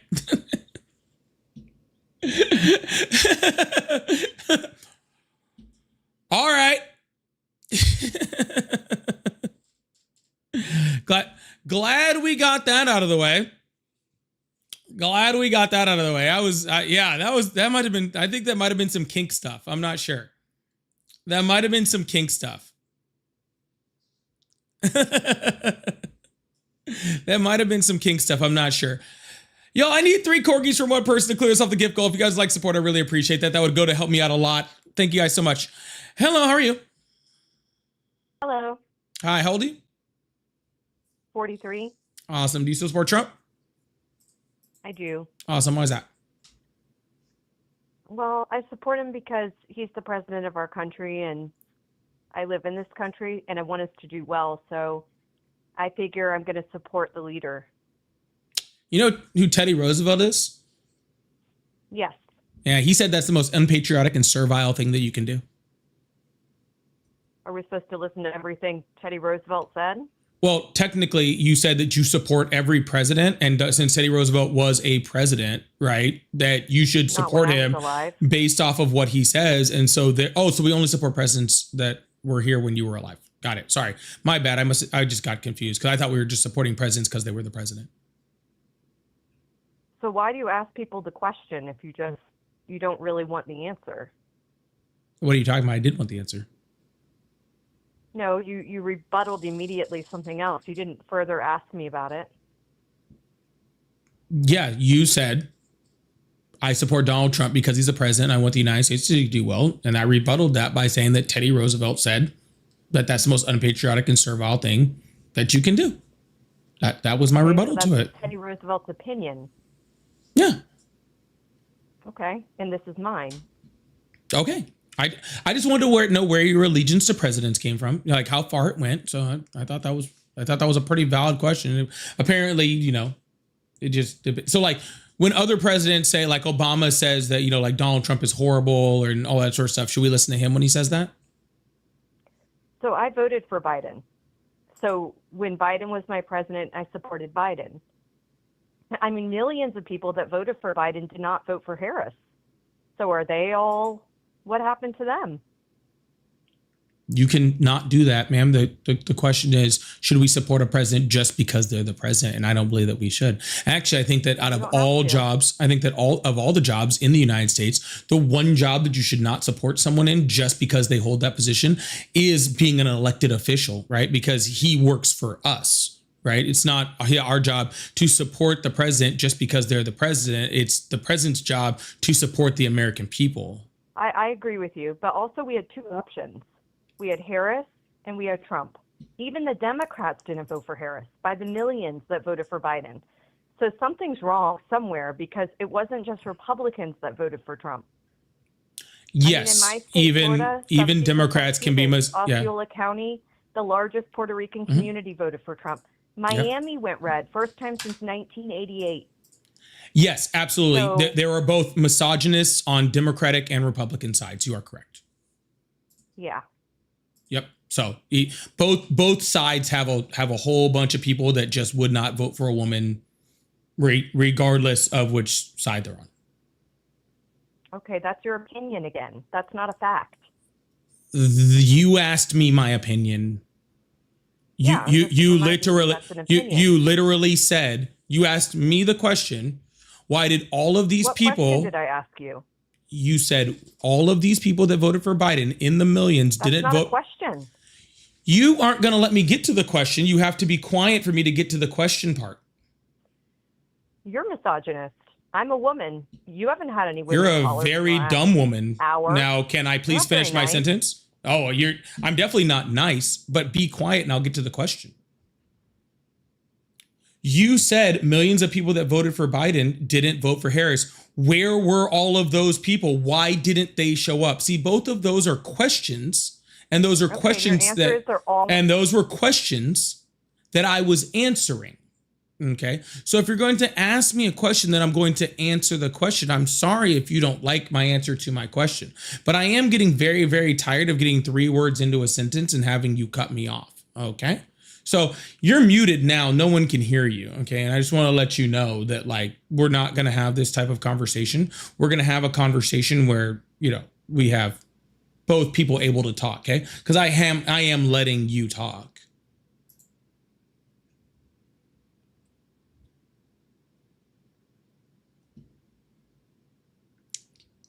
Are you there? Yeah, I didn't permission to speak. Yes, you always have permission to speak as long as it's not, breaking the middle of my sentence. Right, so I was waiting. Well, as you can tell, I'm not in a sentence anymore. Or maybe you can't tell. I'm not sure. I don't know. Your question is, do you still support Trump? My answer is yes. A lot of people in the state of Florida did. Michigan turned red. We had Dearborn, Michigan, one of the largest Muslim populations, voted for Trump. I don't think it's all white rednecks. I think that narrative has been busted. I never made the claim that it was all white rednecks. I didn't say you. Okay. 8 million people voted for him. So. Yeah. Yeah. And now his approval rating is about. What is the Democrats' next plan other than hating Trump? Who are they going to elect next? Sir, Donald Trump's approval rating right now is like 36%. So there's a lot. Who are the Democrats going to elect next?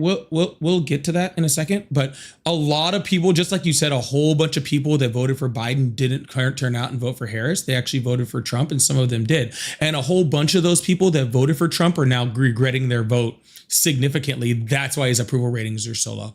But I don't know who we're going to vote for as the president, because that's in 2028, and we shouldn't be deciding who we're going to vote as a presidential nominee in 2028. I would in decide 2026. before the last minute, like this time.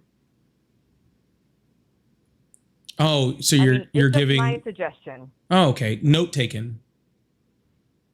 I mean, that was a shit show. Yeah, it is a shit show. That is very stupid. This is why we shouldn't put 80-year-old people into the presidency. I completely agree. I do agree with you on that. I agree with term limits.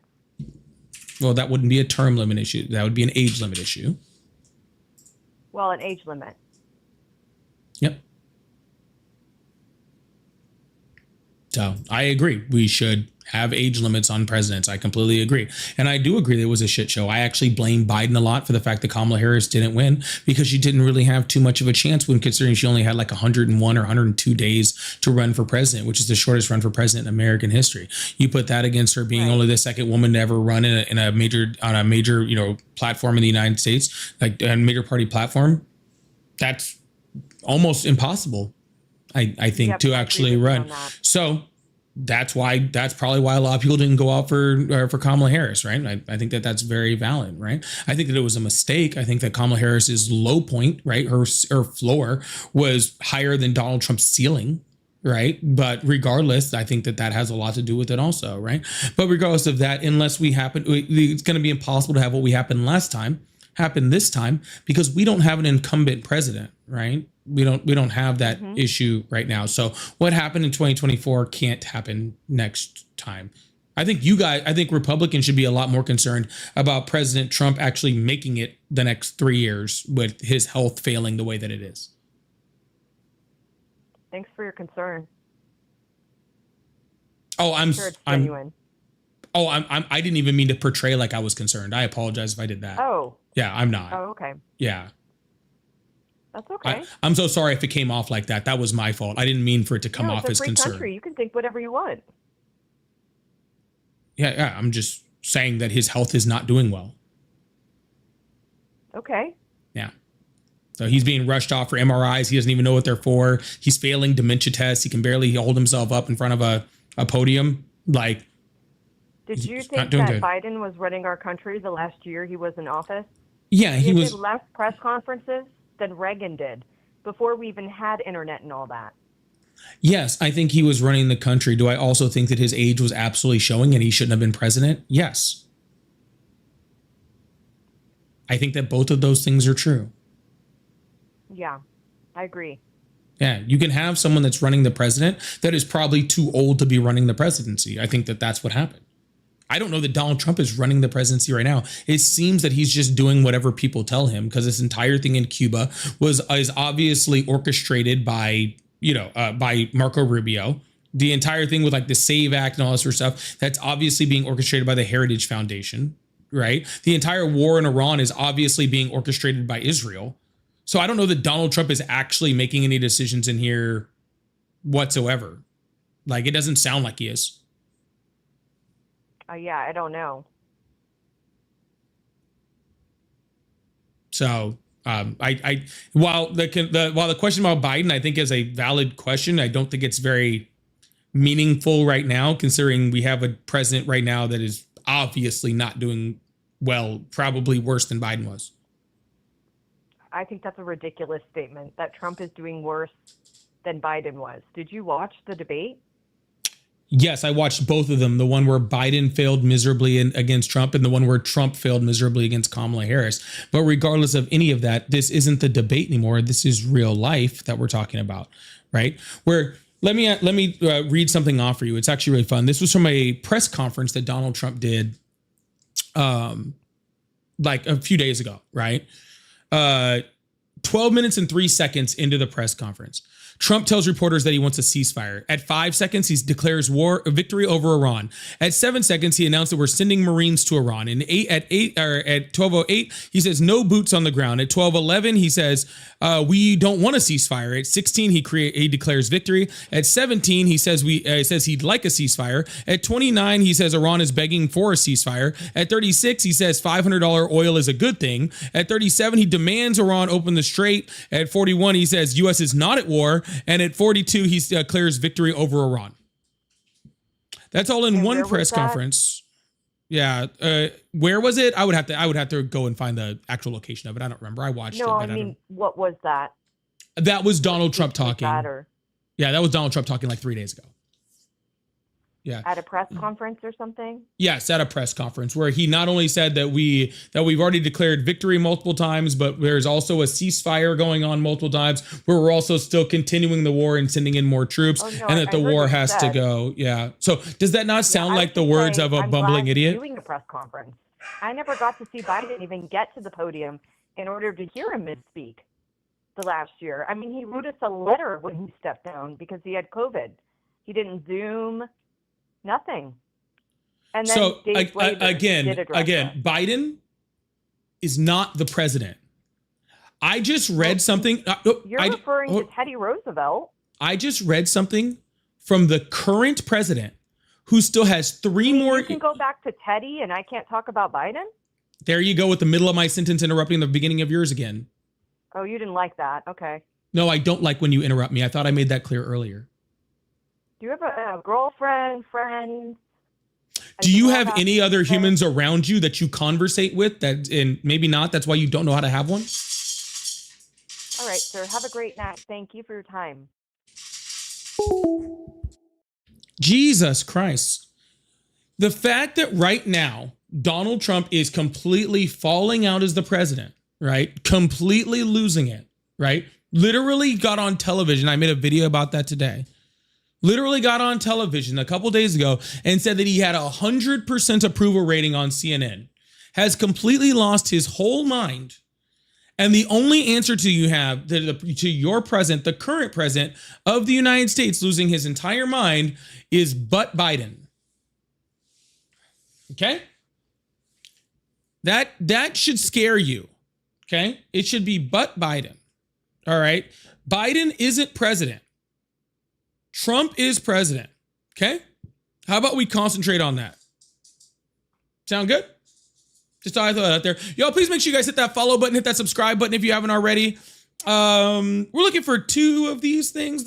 Whatever the live gift goal thing is, try to clear that off the gift gallery. I really appreciate that. But even more importantly, let's get this thing up to 250,000 likes. I told you we're going for 500,000 today. Let's keep tapping today. Let's get this thing to 500,000 today. I really appreciate you guys. Thank you so much. Also, I do have super chats, super stickers, memberships open over on the YTs. So if you'd like to support, that really, really does mean a lot to me and really helps me to keep doing this thing every single day. So I really appreciate you guys. Scott, thank you so much for the $10. Says, who said in one of the debates they're eating dogs? That would be Donald Trump. That would be Donald Trump. They're eating the cats. They're eating the dogs. They're eating the pets of the people who live there. They're eating the dog. No. They're eating the cats. Yeah. Such a good song, Scott. Thank you so much, Scott. I really appreciate you. Hello, how are you? Hey, hello. How are you, sir? I'm doing great. Tor, thank you so much for lighting up the baby chicks. I really appreciate that. And Yoshi for lighting up the donuts. I really appreciate that also. Thank you so much. Thank you so much. All right. Hello. Sorry, sir. How old are you? I'm 46. Awesome. Do you still support Trump? Absolutely. Awesome. So the first time in presidency, I didn't vote for him. So second time, I voted for him. So the reason why, so just for like, you know, I was listening to your last conversation. You made a lot of good points. So about, you know, Biden being not capable of running the, presidency. Same thing you said about Trump as well, right? But I got a question. Do you think Kamala is a better candidate than Trump? Absolutely.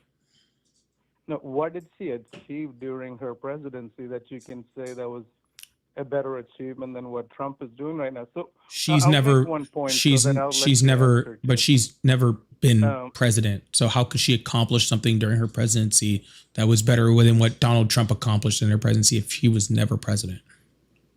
So Biden was the president. Kamala was the vice president. Biden never did anything. Like during his presidency, he was not even in any, he didn't even come for any media coverage. Even if he came for a media coverage, it was like ice cream. You know, he was talking about like the flavor of the ice cream. He was talking about things that never made any sense. He said something about Iraq he was going to make a train, you know, like a railway from Indian Ocean to the Pacific Ocean, all the way to whatever land, you know, that never existed. That didn't happen. That didn't. You want to look that up? That never existed, sir. I watched. Sir, I watched every. No, I watched every. Yeah, go ahead and look it up. I watched literally every press conference that Biden did for the last 2 years of his presidency. He never said that. Yeah. Maybe you're confusing it. Remember, he did at one point say that that we were bombing airports in the Revolutionary War. Is that what you mean? No. He said America is going to create a railway that is going to go from Indian Ocean all the way to the Atlantic Ocean. Yeah, He named a country that never existed on the planet Earth. Sir, first of all, your guys' obsession with Biden is weird. Let me start there. Okay. Second of all, no. Nope. The question I asked you, so I'm going to repeat it again. How are we judging Kamala Harris's presidency when Kamala Harris was never president? Okay, Biden never made any decisions. It's only logical to think Kamala was running that presidency. Well, first of all, that's not true, because even Republicans that worked in the White House said that Biden was making all of the decisions. And actually, when he was in meetings and all this sort of stuff, he was sharp as a tack. We have multiple different Republicans that worked in the White House that said that. Second of all, even if that was true, okay, Kamala Harris doesn't take over. That's not how that works. So Kamala Harris was never president and was never running the country. So how am I comparing her presidency that didn't exist to Donald Trump's? This is not my opinion. You have zero facts to back anything that you're saying. You are literally just spreading it. Shut up. About Kamala, correct. Yes. Yeah. Because Kamala's never been president. I agree. Yeah. Okay. So next thing, your question was, do I still support Trump? I do. In the video where the foreign minister of Iran, Abbas Arghichi, you remember him talking about the security questions. This is what he answered. In late February, he said that Iran can never fire a missile that would reach United States or London. So, which is 1,240 miles from wherever they're saying Iran to London, right? They said it will never reach that measure. And 2 weeks ago, they fired a missile that reached Diego Garcia, roughly 2,500 miles, 4,000 miles away or kilometers away from where he told us that it was going to ever reach. So Diego Garcia is nowhere near London. No. I'm talking about the distance. I know the distance from Iran to London. What is the distance from Iran to London? Oh my God! It's nowhere. It's so much shorter. It's so much shorter. It is so much shorter from Iran to Diego Garcia than it is from there to London. Are you kidding me? Do I need to pull up a? What is there to laugh about? I mean, this is something like anybody. Because none of this is because none of this is answering. Because none of this is answering. Because none of this is answering your question. Answering the question that you said you were answering. That's why I'm laughing. You said this is why I support Trump, and you said because Iran fired a missile at Diego Garcia after saying they couldn't hit London. No. So give me a chance to answer my question. Every president and every presidential candidate before Trump had said the same thing. They said, for example, Clinton. Hillary Clinton said what? Iran is the biggest threat. If I become president, that's the first thing I'm going to do. She said that. It's documented. Obama said the same thing. The biggest threat that we have for United States and for portions of the world is Iran. Okay, same thing. Biden said the same thing. He said, Kamala Harris said the same thing. I know right now Kamala Harris is saying that, Trump never got approval from Congress, but she said the same thing. If she was president, that's the first country she was going to go attack. She did not say that. That's another fucking lie. She did. No. Why are you saying this? That's another fucking lie. Dude, I don't need to look it up. I know what interview you're talking about. You know everything. I know. You I've already looked it up. I watched the interview we were talking about for less than 48 hours ago, sir. I do this every single day. Okay? So when I say that I'm saying that Iran is a threat? Of course she said Iran was a threat. She never said if I became president, this is the first place I would attack, which is what you just said. That is exactly what she said. Oh my God, you are a fucking liar. Holy shit. I mean, just because I don't curse. You curse. I do curse. You're a bigger person than I am. So no, I'm a bigger person than you because I don't get on. Sir. If I wanted your fucking opinion on my language, then I would fucking ask. Did I ask you? Hey, are you not making? Did I fucking ask you for your opinion on my language? Asking Nope, that doesn't sound like an answer. See, now, sir, I have to fucking start muting you. Okay? Now I have to start muting you because now you want to act like a child, so I have to treat you like one. Okay? So here's what I'm going to do. I'm going to unmute you, and you're going to give me a source on when she said that. Sound good? It is on CNN, and it's on CNN. CNN, Kamala Harris. No, I'll pull it up. No, I'll pull it up. No, I'll pull it up. That's fine. Kamala Harris says she would bomb Iran. Yeah, let's hear it. What did she say about Iran? And it doesn't exist. There is zero articles that pull up when you charge in CNN, Kamala Harris says that she would bomb Iran. 0 sources. Let me put in Fox News. How about that? Fox News. Kamala Harris says that she would bomb Iran. Here's Kamala Harris. Here's an article. Kamala Harris declined to say whether she would take military action if given proof that Iran was building a nuclear weapon. Even Fox News says that what you're saying is a lie. What I'm saying is a lie. 60 Minutes. 60 Minutes also said Vice President Kamala Harris identified Iran as the greatest adversary. Sir. If I'm president. I'm about to hang up on you, okay? Because literally, So why would you hang up? I'm telling you. I'm trying to explain to you why I'm going to hang up. Shut up. See, I can still see your thing pinging and you're muted. No one can hear you. Okay? Stop talking. For evidence. You done talking now? No, are you going to give me a... Nope. Be quiet. 5, 4, 3, 2, 1. I never argued the fact that she said they were the greatest threat. I agreed with you on that. That's not the part I'm arguing.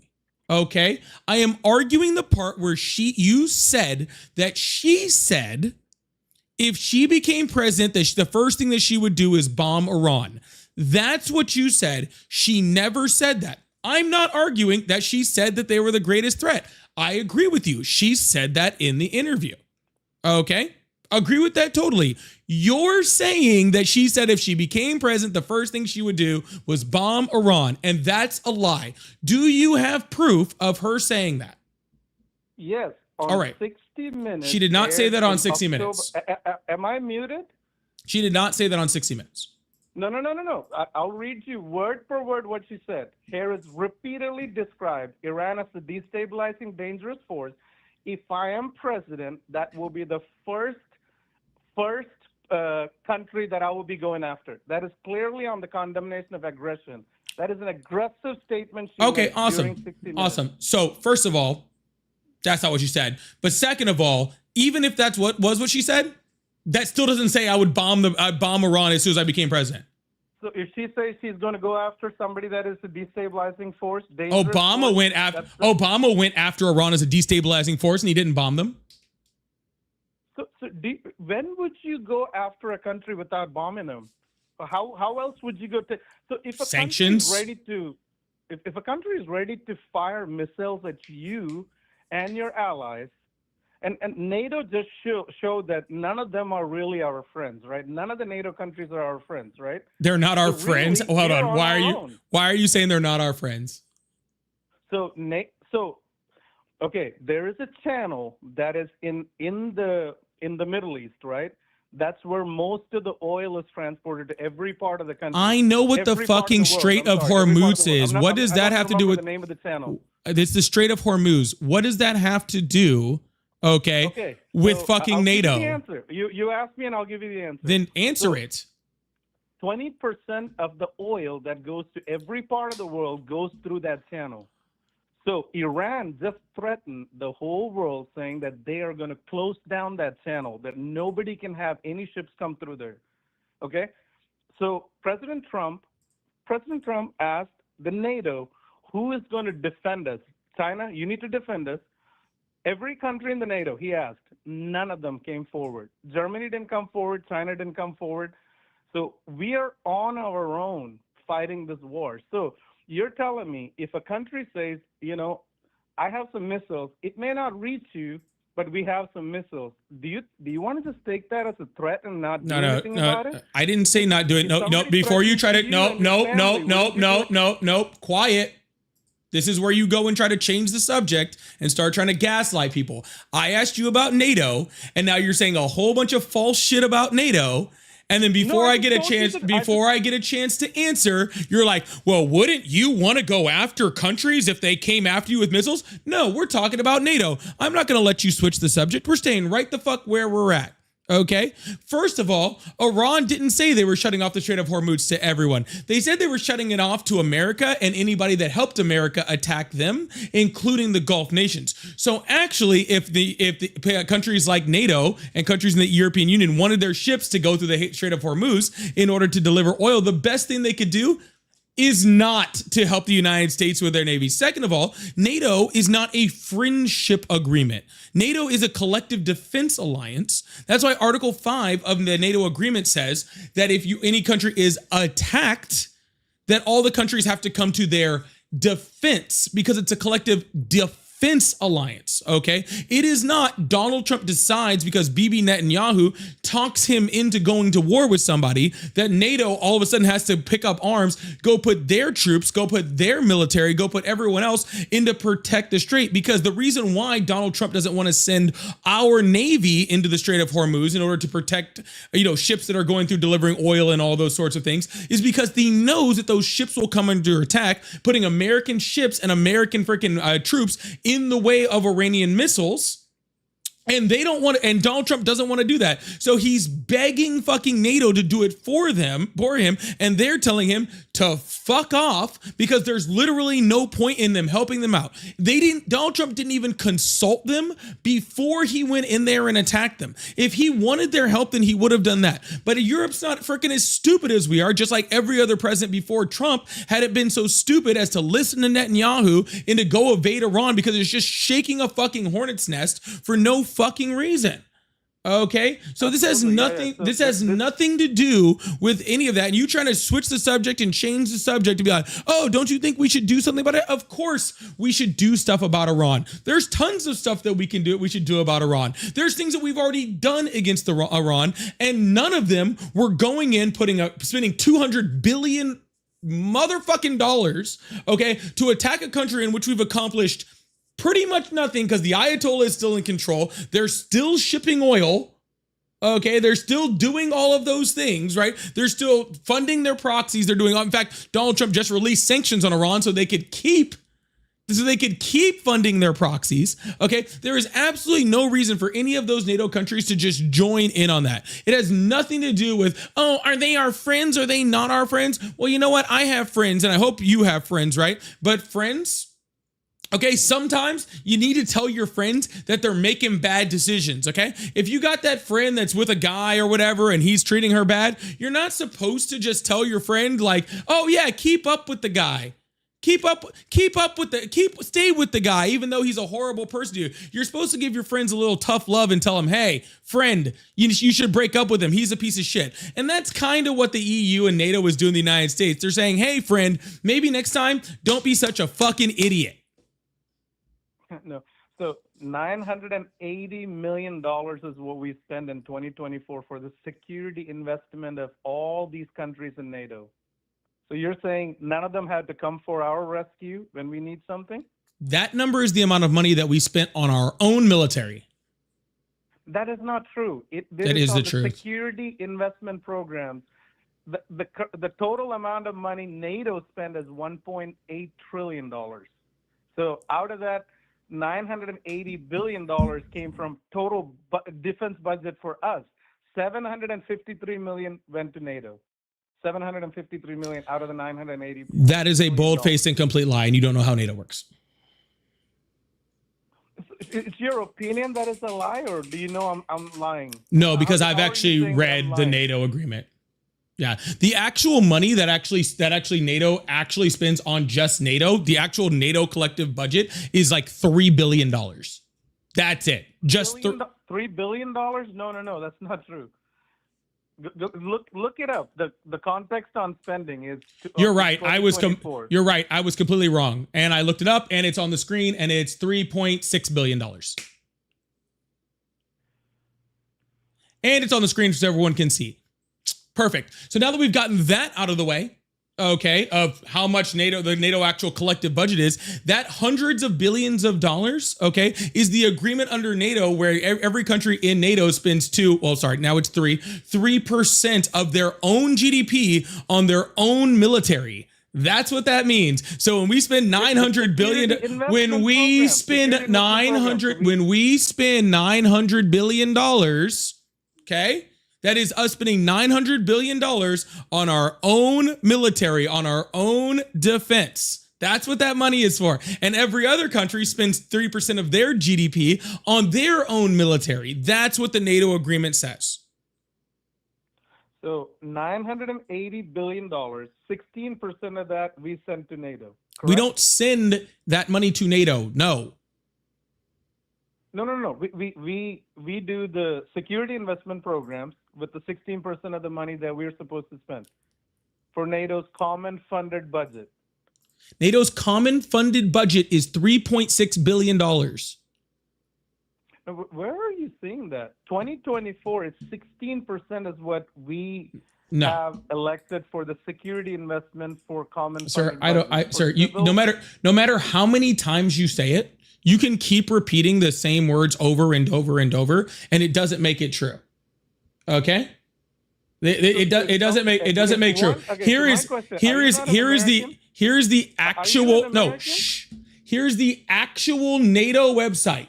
NATO.int, where it says these funds are around 4.6 billion euros for 2025 and up to 5.3 billion euros for 2026.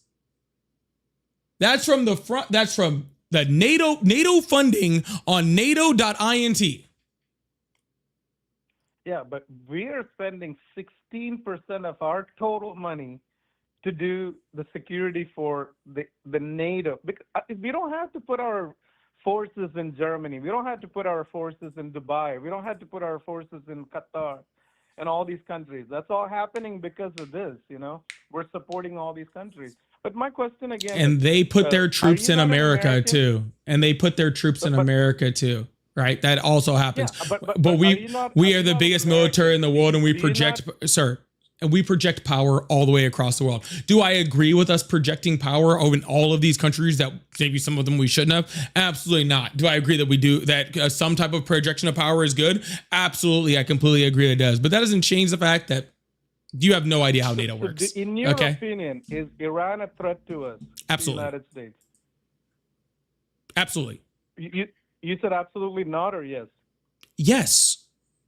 Okay, so if you think so if your family is threatened, do you wait for somebody to attack you or you go take care of it? Because the previous presidents didn't do it. Trump is the only. This is the reason why I'm saying I support Trump, and I know you support Trump because you're getting a lot of money from this channel because you said call me if you support Trump, and everybody's donating money. All right, I'm just gonna mute you now, sir. You already said that the United States had no ability to attack us. You literally already said that in this conversation, that Iran did not have the ability to attack us. So therefore, they were not an imminent threat. Okay? And if they're not an imminent threat, your entire point of your, what if they're threatening your family? So you're telling me if somebody who's not an imminent threat to my family is out there on the street, I should leave my street and go attack them? No, that doesn't make any fucking sense. That's actually, that's what you said. You said they didn't have the ability to attack us. Also, the director of national, even the director of national intelligence said that they weren't trying to build a nuclear weapon and that they weren't trying to freaking build ballistic missiles. Now they can be a threat through freaking their proxies, which they're still a threat to our proxies. Through their proxies, that we should work on fixing 100%. But what we're doing right now doesn't fix that. Right? What we're doing right now doesn't fix Iran funding their proxies. It doesn't fix that. It doesn't stop them from being a threat. Okay? It doesn't do any of that.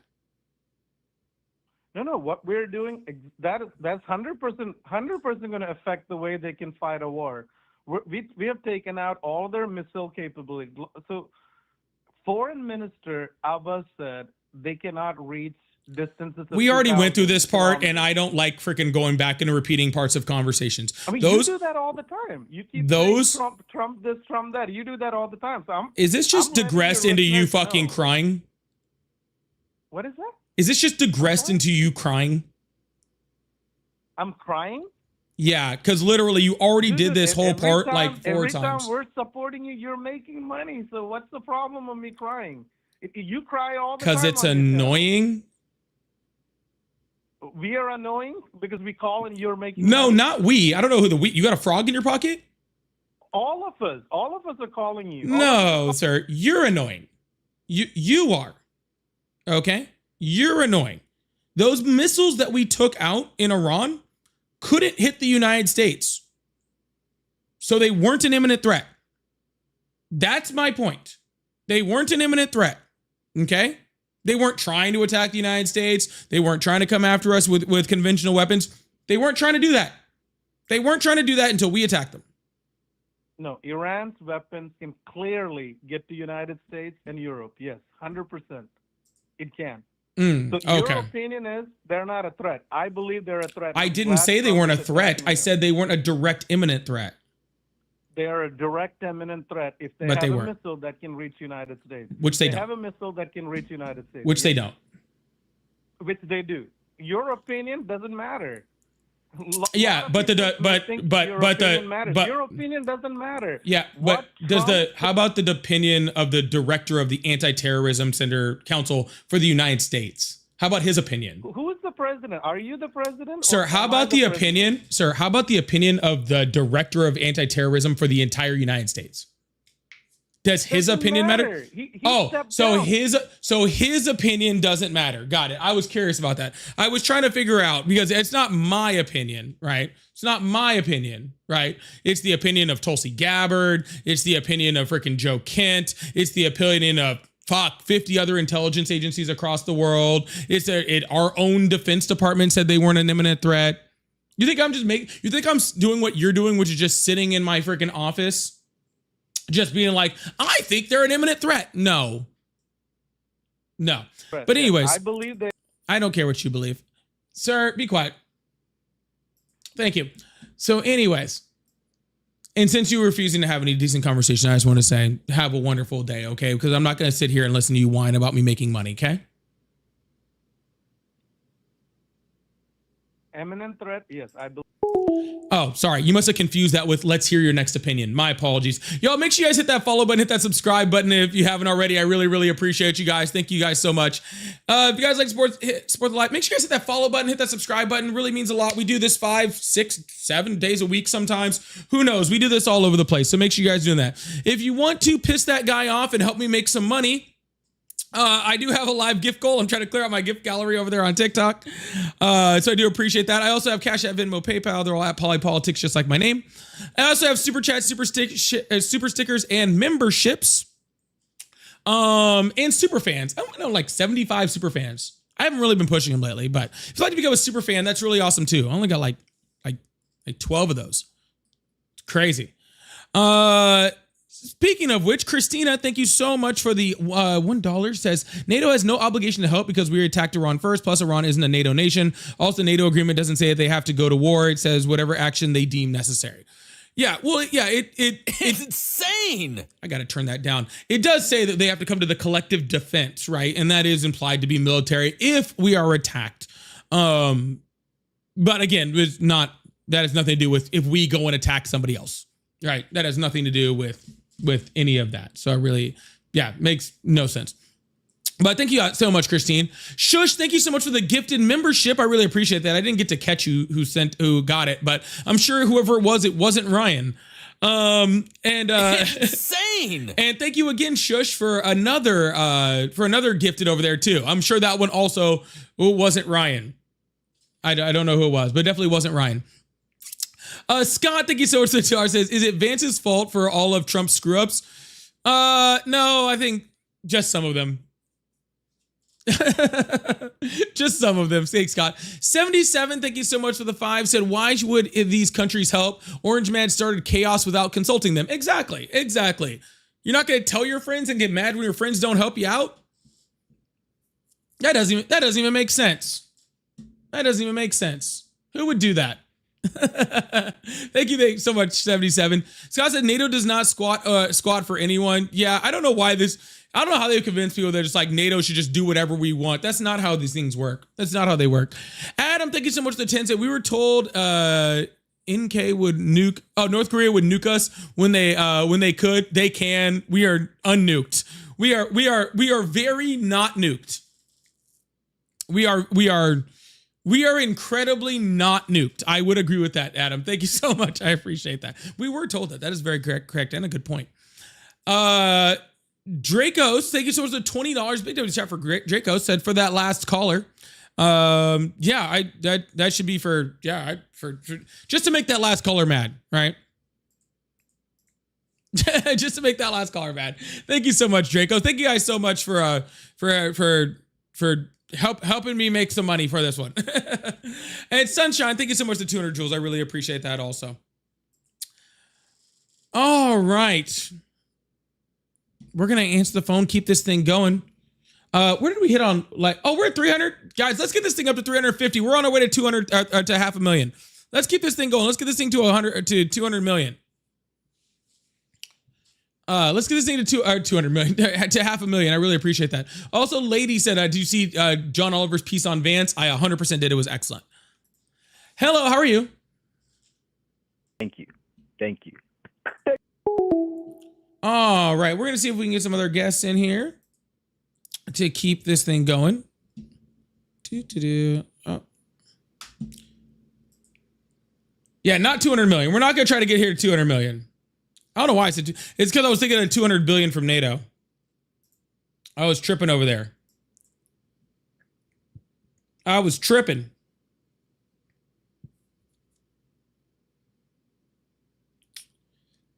Hope you guys are all having a wonderful day. Hope you guys are having a good day. I'm having a good day. I'm enjoying the live. Hope you guys also. Hope you guys are enjoying the live also. I'm trying to get another guest in here. Hello, how are you? All right, goodbye.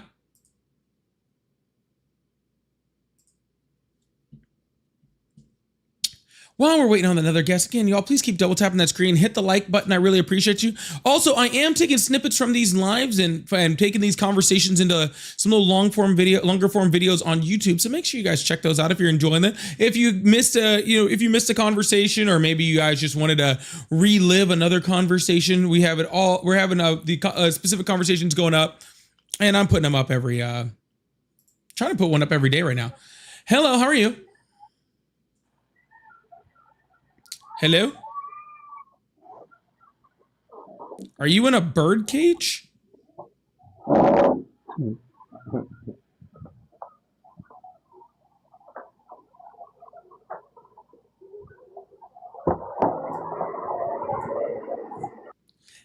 Sorry, I was actually just trying to figure out where he was at. I was trying to figure out where he was at over there. That was confusing me.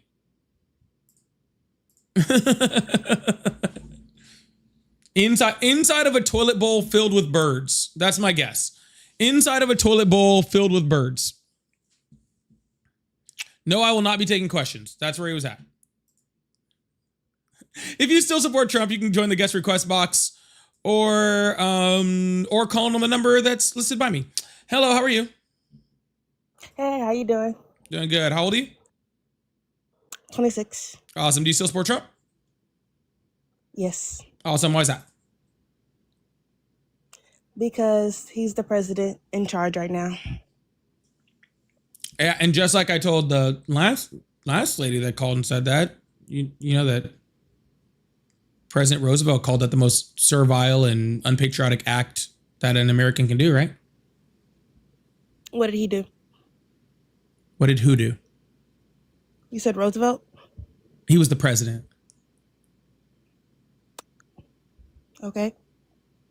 I'm saying, what did he do that was, you said, what word terminology did you use? You said he did something bad, I guess.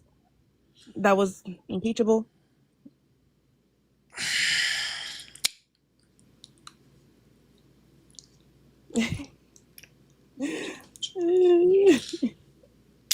No. I said that Teddy Roosevelt said that supporting the president just because they're the president is one of the most servile and unpatriotic acts that you can do as an American. Why is that the case? That's the country we live in. Yes, Quote, unquote, because vote for a president. So yep, and that president is supposed to represent the people and do the will of the people and support the American people. And when he stops doing that, you should stop supporting him. Right, and I don't think Trump has done that. Well, he has a 36% approval rating, so most Americans do. But if your opinion, what is he doing to still support Americans? What he's doing right now is keeping the border secure. Keeping the border secure. Focusing on And that. when was the Yeah. border not secure? Well, there was a time where we didn't know who was coming over our borders, crossing the rivers, doing all that. We still don't. Now we have more people there who can watch it, there's more barriers in place to like prevent that from happening. So we can know Incorrect. who actually is coming into our country. Incorrect. Donald Trump has not added more border wall in this presidency whatsoever. He's not added more border restriction, and he's not even increased border patrol presence. No, Well, he's maybe not. not him necessarily, but he's probably put people in charge of the border who's doing that, because that is happening. No, actually, there's been absolutely zero legislation passed whatsoever to help fund anything with the border. You know who actually did build extra border In wall? Texas, yes, it has. You know who actually did build extra border wall? Biden. It's insane. What? What? Yeah, it's crazy. Biden Huh? cut the funding for that. No, he did not, and could not. Yeah, He tried. Yeah, he did. he did not, He put could not, and did well, not he did. try. He put Kamala over it, and Kamala acted like she had a blind eye, like she didn't know what was going on. So Incorrect. He never put Kamala Harris in charge of the border. he said that she was a border czar. No, he did not. Yes, he did. Nope. Sorry. Okay, if you don't believe it, that's okay. It's not a matter Yeah, of it didn't believing happen. it. It didn't happen. It just, Okay. it's not a matter of think, ma'am. We're not talking about what we think. Literally, it never He happened. did. He put her over the border. She was supposed to be in charge of making sure that we had enough agents down there, that we had enough security, dogs who can track drugs, who can track the traffickers. Like, she No. was supposed to be doing all that. But she was like, when they asked her, it was a reporter, asked her, was like, have you been to the border? And she was like, I don't know exactly what country, but she was like, have you been to Guatemala? No, I've never been there. I've never been to Guatemala either, or something along that lines. But I was just like, dang, when she said that, that just showed me like she wasn't involved. You're as right, she should have ma'am. been. You're right. She wasn't involved. Because Yeah, she it should have wasn't been, though. because it wasn't her fucking job. You're 100% correct. She wasn't involved because it wasn't It her fucking was. shush, It was- shush, shush, shush, shush. Stop talking. Holy shit. Jesus Christ. Here's an article right here. Kamala Harris was never Biden's border czar. Here's what she really did, where it actually talked about her position when it came to immigration and what she was actually supposed to be doing. But she was never in charge of the border. Okay. And the reason why we know she was never in charge of the border, besides the fact that all the stuff that you just said that Biden said, he never actually said, right? And you can't find proof that he said it because it doesn't exist. And I can find all the proof in the world that he didn't. Okay. Is because when the Republicans were really mad about the border, and when they were saying that, we need to fix the border and that the border was so bad that we need to impeach someone, they didn't try to impeach Kamala Harris. They tried to impeach Secretary Mayorkas. Now, do you know what Secretary Mayorkas' job was?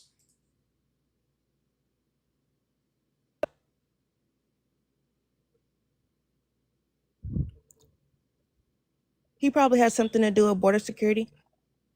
That would be correct. Yes, he would have been the director of Homeland Security. Yeah. Or the Okay. Secretary of Homeland Security. Sorry. Yeah. So Yeah, the literal that is person in charge of the border, like that's their actual job. Secretaries usually document and observe what's happening. The secretary.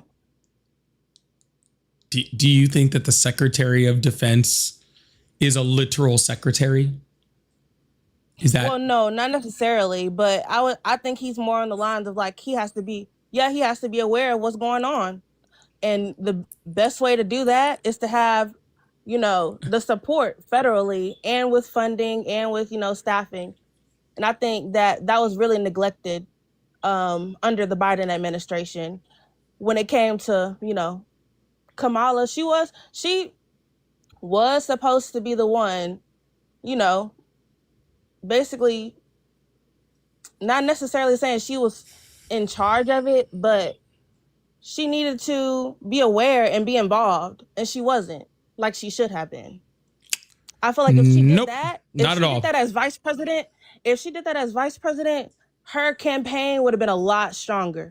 But so in the what end, you're especially saying, the fact what that you're saying is, she what got you're saying is, if confronted Kamala about it and Harris, didn't know nothing. if Kamala Harris was doing a job that wasn't hers, then her campaign would have been better. While you're also telling me that you think No. that the actual Secretary of Homeland Security is an actual secretary who's just there to take notes, because that is what you just said to me. No, that's not what I said. No, that is literally what you said. I said that, okay, I guess, can you type in Biden says Kamala Harris is the border czar, because that's on camera of him saying that. Perfect. Done. Kamala Harris was never Biden's border czar. Found it. That's not. No, I'm not talking about that particular article. Pull up the video of him saying, not her 60, and that's her 60-minute interview. Is that the original one or the edited one? It'd be really, really hard to pull If you up a gonna play video. Yeah, it'd be really hard for me to pull up a video of him saying that Kamala Harris is the border czar, because there is no video of him saying Kamala Harris is the border czar. You didn't even look it up. You didn't even try. Yeah, I don't need to try. It never happened. Okay. Yeah, I've been doing this longer than you You only guys. have certain talking points prepared. I've literally been doing this longer than the Republicans have been saying that about Kamala Harris. That's the crazy part, is I've literally been doing this longer than the Republicans have been saying that Kamala Harris was the border czar. So I don't need to look it up. I was there when y'all started claiming it. And I've been seeing it for literal years. And unless AI made a video, right, later on that said that it happened, which may have happened, I was there when this claim happened and it doesn't exist, okay? Cool? Okay, I want to address the comments a little bit, because they're saying I need to look it up, but how can I look it up? It's not my live. You should That's get what I'm off saying, the like- live and go look it up then. No, I like having these convos. Y'all just want us to duck away, but we strong Americans with an opinion that we gonna stand on it. So I'm gonna keep using my voice as long as I can. Oh, you know what they say about opinions. What did they say? You don't know what they say about opinion? What do you Yeah. say about opinions? Yeah, they're just like assholes. Yeah, everybody's got one and they all stink. Duh, including yours, I guess, then too. Yep, that's why we're not talking about my opinion. We're only talking about facts of a situation while you talk about your opinion. No, we're both speaking opinions. No, we're not. We have two different opinions on a topic. No, we don't. That's what this whole live is. We see, the thing about my opinion, in order to get to my part of my opinion on something, you have to start with talking about the facts of things. And if you can't get past the facts of things, then we can't talk about the opinions of things, right? And since we've never gotten to the fact to the facts part, we can't talk about the opinions. I'm sorry, but since I'm going to go ahead and just get on with since I'm going to go ahead and get on with a conversation with somebody who actually wants to have a genuine conversation and doesn't think that the Secretary of Homeland Security is an actual secretary, it sounds like you need to do a little bit more research. Okay. Oh my gosh. Okay. Goodbye now. Bye. Bye. Woo! I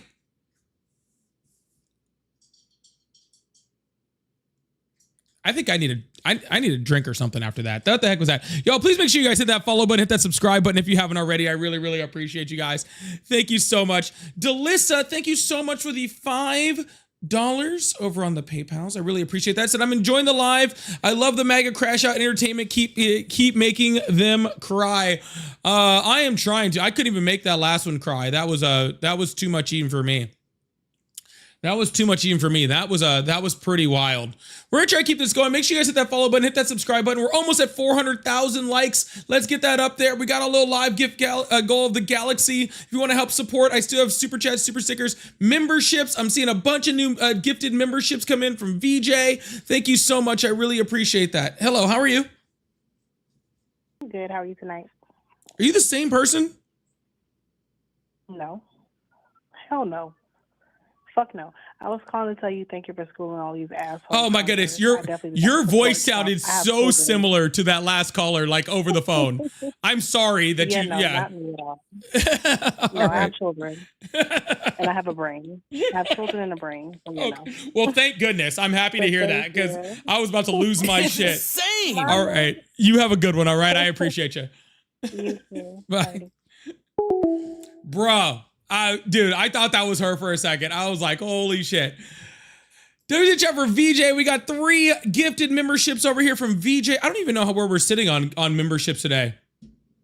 We should be getting really close to, I don't even know. We should be getting something over there. How many members have we? 6 new members? 6 new members? I think we can get that up to 10 or something. We can get that up to 10. Let's see if we can keep this thing going. Really appreciate you guys. All right. Thank you so much. If you guys still support Trump, you can join the guest request box or you can call in on the number next to me. Truth, thank you so much for the $20 super chat. Said I'm enjoying your live, Polly. I enjoy every live. You and Ari are the best. Thank you so much. And Brian, also thank you so much for the 20. Big W's to the chat for Brian and for Truth. Big W's to the chat for both of them for the 20s. I really appreciate that. Thank you so much. Hello, how are you?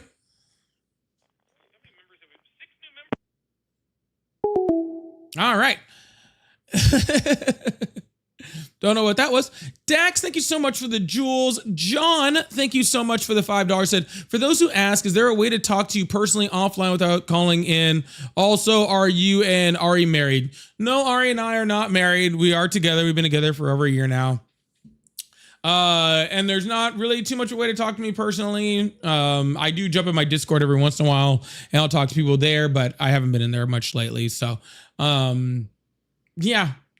I mean, if there's something serious, you might be to get a hold of one of my mods. If you get a hold of one of my mods and tell them what's going on, they can push it up to me though. So if you see any of my mods, Jesus.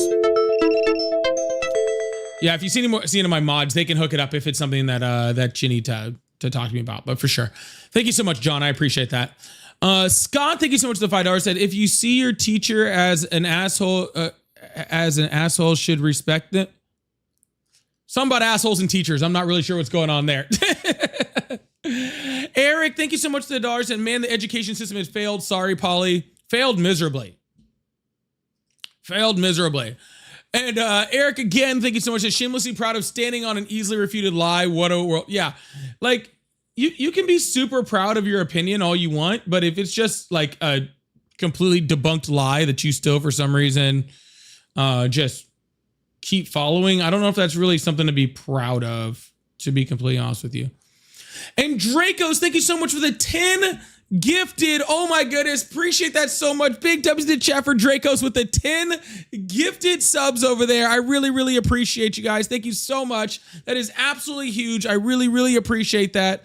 Oh my goodness, I was like, oh, maybe we might get to 10. Dracos like, I'm gonna do the 10 all by myself. I can do bad all by myself over here. Holy shit. Thank you so much, Dracos. And who do we got? Libra. Adam got one. Adam's been gifting already today. That's absolutely huge.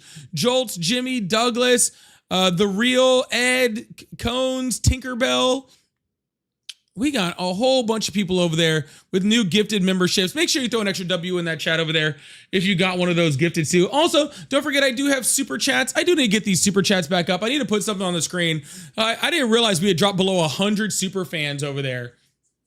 So if you used to be a super fan, you want to be a super fan again, maybe consider coming back to the team, coming back to the squad.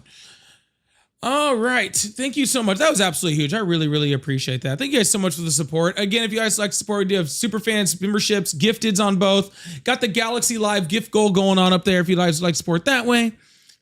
Gifts over there on YouTube. I've got Phil with the thumbs up and the clock it.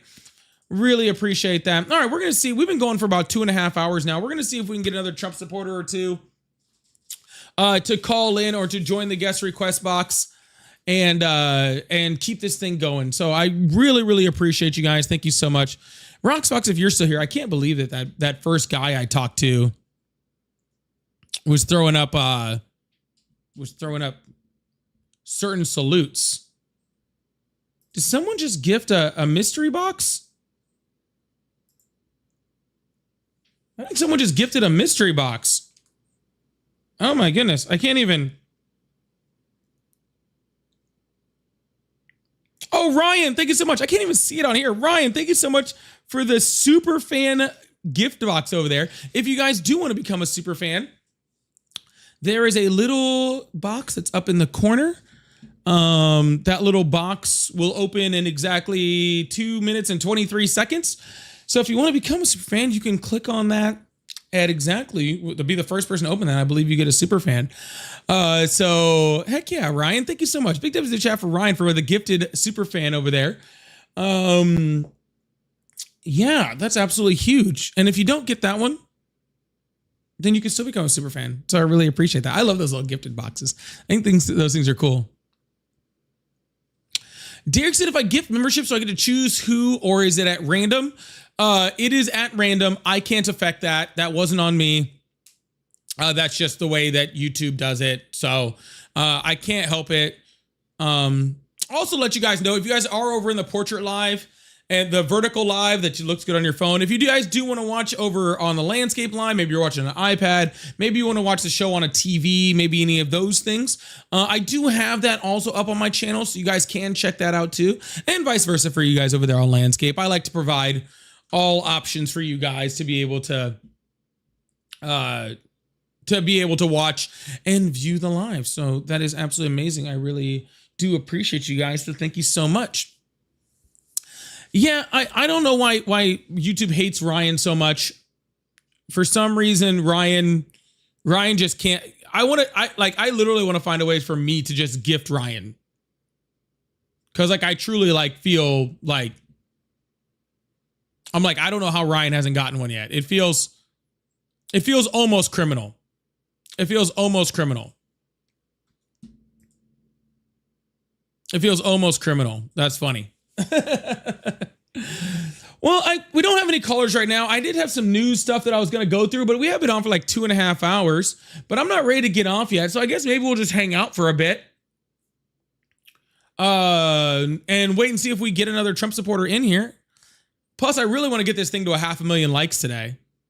So you think we can BS for a while and get this thing up to 500,000? Maybe answer some of your guys' questions or any of those things. I think we can do that today. Is that cool? If we get another debate in, we'll keep going on that too. If we get another debate in, we can do that too. Huge thanks to chat for Shay for just gifting the Galaxy, clearing that out of the live gift goal. That is absolutely amazing. Huge W's in chat for Shay. Also W's in chat for Inger, who just became a super fan. Can we get big W's in chat for Shay for the Galaxy clearing that out, and Inger for becoming a new super fan over here? That is absolutely amazing. That is absolutely amazing. Sorry for you guys that didn't get a chance to get it. I'm sorry. I apologize. Well, I don't really apologize. You guys can still become super fans, okay? You guys can still become super fans. You guys can still sign up and become a super fan and help support awesome lives like these. So absolutely cool. So we have the first question that I am willing to answer, by the way, while we do that. Someone asked me, what is my favorite Jersey Mike's order? Which is these are the real questions that we need to be asking, okay? Please get Trump to call in. Number 13. Okay. Add pickles.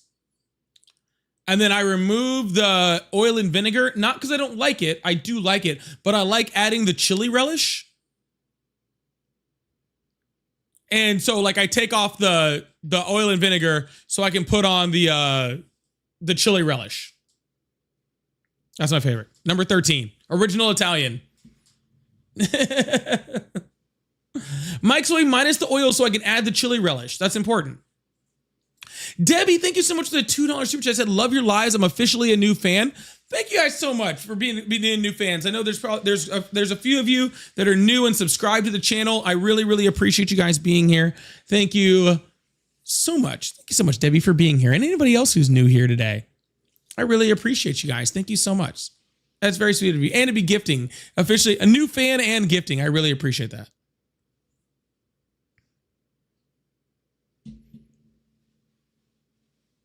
It's funny how people in my chat are trying to coach Ryan into how to get gifted a membership. It's pretty funny. Oh, let's bring up this person and see what they gotta say. Hello, how are you?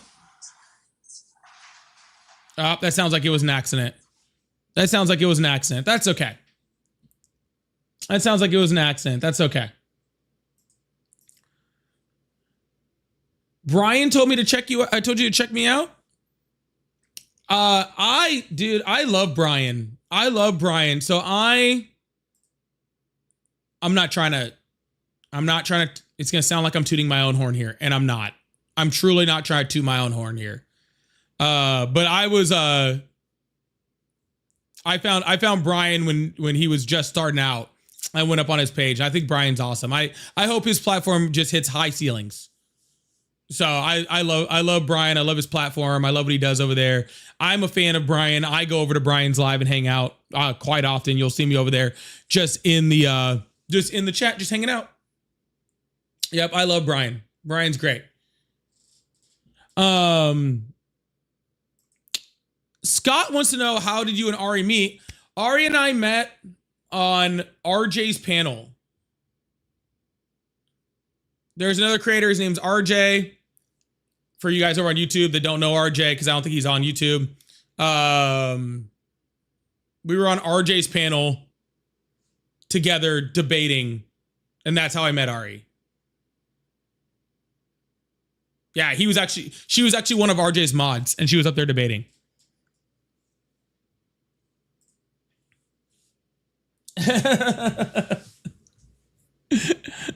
Kind of crazy, huh? Kind of crazy, huh?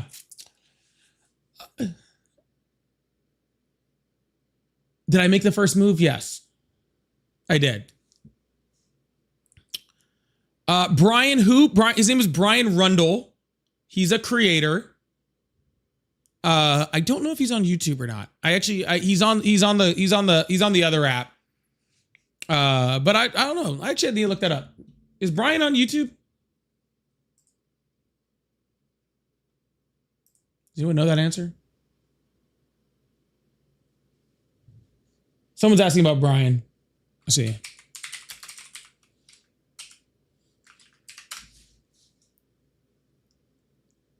I can't find him on you. Oh, wait. Oh, okay. It's this thing over here. It looks like he has a podcast. Doesn't look like he streams on YouTube. He has a podcast over there. Yeah, he does another show over there. Yeah, that's cool. I'm going to subscribe to it.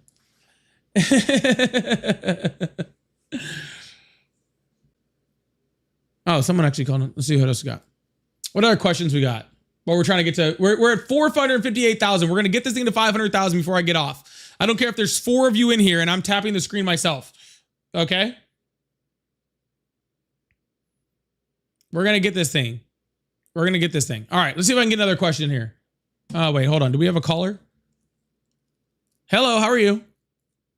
Hey, what's up? Hi, how old are you? 31? Awesome. Do you still support Trump? Yeah. Awesome. Why is that?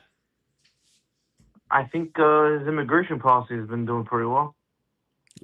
You like his immigration policy of jailing children? No, of deporting illegals. Yeah, that's the policy of every president, sir. That's not a Donald Trump thing. Well, he did deport a lot of people, didn't he? Like 600,000. That's less than Biden did in his last year. Right, but didn't he deport more like internally, like when it comes to like not at the border, like in the inroads of America? Why is that a good thing? Well, if you want to focus on security threats and not have to, I'm saying, I don't know why that wouldn't be a good thing. He's not focusing on security threats. Less than 20% of the people that he arrested or detained or deported had any type of criminal record whatsoever. And I mean like down to like a speeding ticket. And then less than 2%, or I think it was around 2%, had any type of violent criminal record whatsoever. 80% of people who were just hanging out, doing their jobs, paying taxes, going to work, not a security threat at all. Okay, so maybe it's possible they weren't a security threat, but I think that the reason the 600,000 number is an off number because it was a very low volume because the crossings dropped to historic lows to like 15,000 a month compared to where Biden was president. There was 7 million plus encounters. Yeah, encounters, but encounters literally means that people weren't allowed here. Right, but when you're bringing me these numbers comparing to Biden's illegal crossings, deportations, that's just because the border has basically been shut. So like the numbers are kind of skewed, don't you think? Well, you would think that if the border was shut down and there was 7 million people that came in under Biden, wouldn't Donald Trump still be able to just deport at will? Well, that's my point. That under Biden, the border wasn't shut. That's why that's why the numbers are so high. No. Listen to me. What I'm saying is if Joe Biden let in as many people as you said he should, then it should be very, very easy for the Trump administration to find as many people as they want to deport. So why is under Donald Trump's administration are they deporting around the same, if not less, people than what happened under the Biden administration?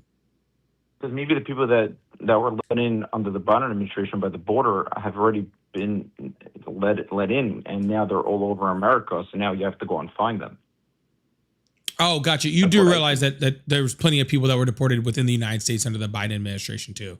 And Donald Trump is counting people that are deported, turned around at the southern border, because why he's saying that they're like that number of like how many people he's like let in is just him turning around people. So those numbers are still counting for Donald Trump also. Right, but the interior removals under Biden were lower than 35,000 annually. I don't believe that that's a true number, but where's your number? Where's your facts on that? I'm like looking online actually as I'm speaking to you. Yeah, we're online. That's what I'm asking you. I didn't expect that you were making it up. Yeah. The actual site, I'm not sure. I was in AI mode on Google. And then if you just type in deportations by the border versus interior, Trump versus Biden. And then on the link, it'll come up. Like maybe you'll be able to pull off different sites off of that, but I'm not sure which website specifically it might be. But in the AI, yeah. So this is removals from inside from state line, right? Let's see. This was just talking about the Trump administration now expects 600,000 deportations in 2025, fewer than the Biden administration's final fiscal years. A drop in border crossings outweighs the effect of increased deportations elsewhere. State and local officials are kept in the dark by limited information on deportation numbers during the 2025 fiscal year. Let's see. There was something in here talking about internal. I just saw it.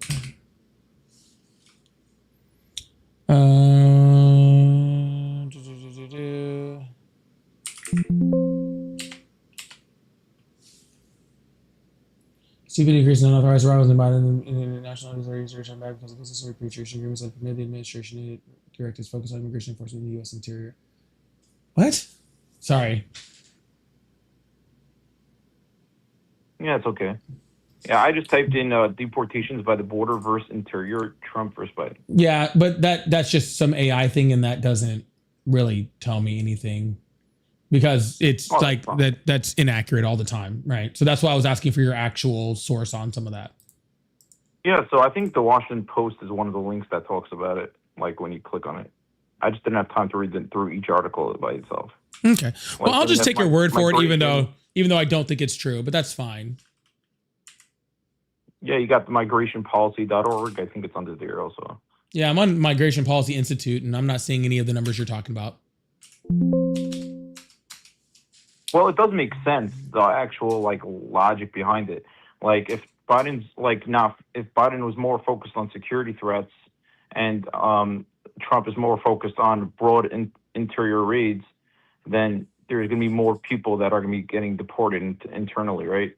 No, because those are two completely different agencies. And therefore, what? Like, why can you combine like all the numbers together?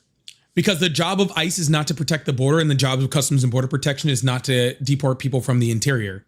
So if Biden could have had everybody at the border that he could have, and still had a full repertoire of people in the interior doing their job there also. The only difference between that is that Donald Trump has made the ICE, which is the one that deal with the interior, he's just made them the 8th largest military on the planet. Well, that's all possible. I'm saying, like, I'm not disagreeing with you that Donald Trump has ramped up interior deportations. By the way, I'm not trying to represent that. I know that he has. What I'm saying is I don't believe your numbers of 30,000 are correct. But regardless, right, woo, we hit 500,000. Yeah, woo. Sorry, we had 500,000 likes on TikTok. I had to yell it. I have to be happy about it. I'm very happy for you, but I would just like, honestly, I'm just basing my opinion off these numbers. I'm not here one to like blindly like make up stuff. So I looked at these up before I called you That's up. fine. And Like I said, just wanted to point these numbers out. That's fine. Even if that's the case, which again I just don't believe that it was. But even if it was the case, why is that a good thing? It's not focusing on security. You know what I'm saying? It's still not a focus on security. And it's a focus on what? Like just being illegal? It's a focus on harassing communities. It's a focus on, getting people out that weren't a security risk. It's a focus on jailing children and building concentration camps. It's a focus on xenophobia for the most part. Well, when you say for the most part, like, I don't think that that's what their intent is. Obviously, there's like some cons to it and things that happen that maybe shouldn't be happening. I'm with you on that. But like, then for like all intents and purposes, I'm not with you all the way like that. That's like, that was like for the most part, it's like, unfortunately, you're right. There are things that come out of that. And in most situations, I'm saying for the other way around, you probably have its own pros and cons too. I'm saying I can't ride that, that all the way with you like that. Yeah, so I'm going to disagree with you 100% when you have Stephen Miller, who was briefing ICE, briefing DHS, Kristi Noem, who was following Stephen Miller completely, Stephen Miller brought all of the heads of DHS in there and told them to stop focusing on criminals and to stop focusing on security threats and to start picking people up at Cardenas markets and Home Depots. Right. He said that. Right. Stephen Miller, the same person who, when asked by Donald Trump, he's like, hey, yeah, Steve, if you could, you would just make everybody in the United States white like you. And he said, yes, I absolutely would. The one who's a known white nationalist, like when he's in charge, why would I not think, when a white nationalist is in charge, then why would I not project that what the white nationalist is doing has a white nationalist agenda? So, yeah, I hear that. I'm just saying, I'm just looking at the numbers, and more than that, I can't say anything else to that. I have nothing to say to that. Right. We can talk about the number. Again, I can't find your numbers anywhere. I just looked, and I really did try. I can't find your numbers anywhere. But like I said, I'll give you the benefit of the doubt on it, right? Like, I'll give you the benefit of the doubt. The only number that you've given me is 30,000 interior deportations for Biden. And that's fine. Yeah. Yeah, and per year. Again, I can't find it. I'm not saying you're wrong. I can't find it. Sounds off to me. None of that really has anything to do with the fact that what the Trump administration is doing is doing this, right? They put almost 4,000 children in concentration camps, right? They put 20 infants, like under 6 months old, in these concentration camps. They've sent people to prisons that are known worldwide and known by the United States to be torture prisons who committed no crime, right? He's deporting people to countries that they're not from, right? He disappeared like 1,500 people from Alligator Alcatraz. We don't even know where they're at. You know what I'm saying? So So that's what I'm talking about, sir. What I'm saying is those are the policies under the Trump administration. Those are not focused on security. Those are focused on getting brown people out. That's all I'm saying. Well, I don't know. So you think it's like racist? I think there's definitely a racist element. Yeah. Well, I still, if that's what you just said, because they're focused on getting brown people out. Yeah, it's racist. It's xenophobic. It's a whole bunch of things. I think that I think it's a lot of all of it, right? Like when you're speaking specifically about the children getting in concentration camps, does that come from their parents being illegal, and then like how does that happen? Sir, I don't care if their parents are illegal. I don't care if their parents are murderers. Children don't belong in concentration camps. What is a concentration camp? You want me to pull up the definition? It's the best way to do it. No, I'm not familiar. I don't know I know what a concentration camp back was in Europe. Is that the same thing that like what you're referring to, like we have here? Like where are these camps located? Like Alcatraz, Dilley, and San Antonio. And you have children there just like not getting food or like stuff like that? Yeah, we've seen it from people, them not getting food, them being malnutrition, not having correct running water, not being able to even have enough room for like multiple people to lay down at a time because they're so crowded, not good records, people being held there without due process, without access to a lawyer, without access to phones to their families, the access to health care. Yeah. And under Biden, we didn't have any of these issues? No, these places didn't even exist. So what did they do with all the children when he was deporting all those people? When he was deporting people, we didn't deport people with American citizens, but you can deport people. I'm not talking about deporting people. You can deport children. That's not illegal. Putting people in concentration. That's not, I don't like it, but it's not freaking anything. If you take a whole family and you just deport them out of the country, like, and the whole family's together and they're back in their country, like that's, I don't love it, but it's what it is. You know what I'm saying? That's not what I'm talking about. He's taking them and putting them in camps in Florida and Texas. That's a bigger problem. Well, under Biden, I was just checking up that he actually did hold them in cages. Whoa, what cages? I don't know. I was just looking online because you said under Biden they didn't do any of this, and I wanted to see if that was true. Yeah, sir, there are cages that they put families in, but that was under the Obama administration, not under the Biden administration, and that was ended a long time ago. No, it says that migrant children have been held in government custody under both the Trump and Biden administrations through the policies, scale, and specific circumstances. Oh God, you're getting me flagged for misinformation. Holy shit! All right, I gotta let you go. You're literally getting my live flag for misinformation because you're saying so much crazy shit. So I gotta let you go. I was looking online. That's all. Through AI. Yeah, that's fine, man. But sorry, I can't do that. Anyways, I literally got flagged for misinformation because of the crazy shit he's saying. Like, even TikTok knows that this is horseshit, dude. Like, it's crazy. Anyways, I didn't even say Donald Trump was putting him in cages. I didn't even make that claim. Like, I said he was putting him in concentration camps. Like, that's nuts. Anyways, y'all, we made it to 300,000 or 500,000. Thank you guys so much for freaking doing that. I really, really appreciate you guys. And also, Shay, I already thank you for the galaxy. And Shayna, thank you so much for that hand heart, too. I really, really appreciate that. Scott, thank you so much for the $2. Says, can you read Trump's pet on file war? I'm going to take that with autocorrect. I'm going to go ahead and put that with autocorrect. I don't know what that one was, Scott. Corey, thank you so much for the jewels. And Phil, thank you so much for the gold coins, too. I appreciate it. Y'all, please make sure I dropped a short today. I dropped some long form content and a short today also over on the YouTubes. Make sure you're checking out the content. Turn on your notifications on YouTube and TikTok and everywhere. Make sure you turn your notifications so you know when I go live and so you can return and see my content also. I appreciate you guys. Love you guys so much. All right. Thank you guys so much. See you guys tomorrow. 7:30 Central, 8:30 Central tomorrow. Be on later. Love you guys.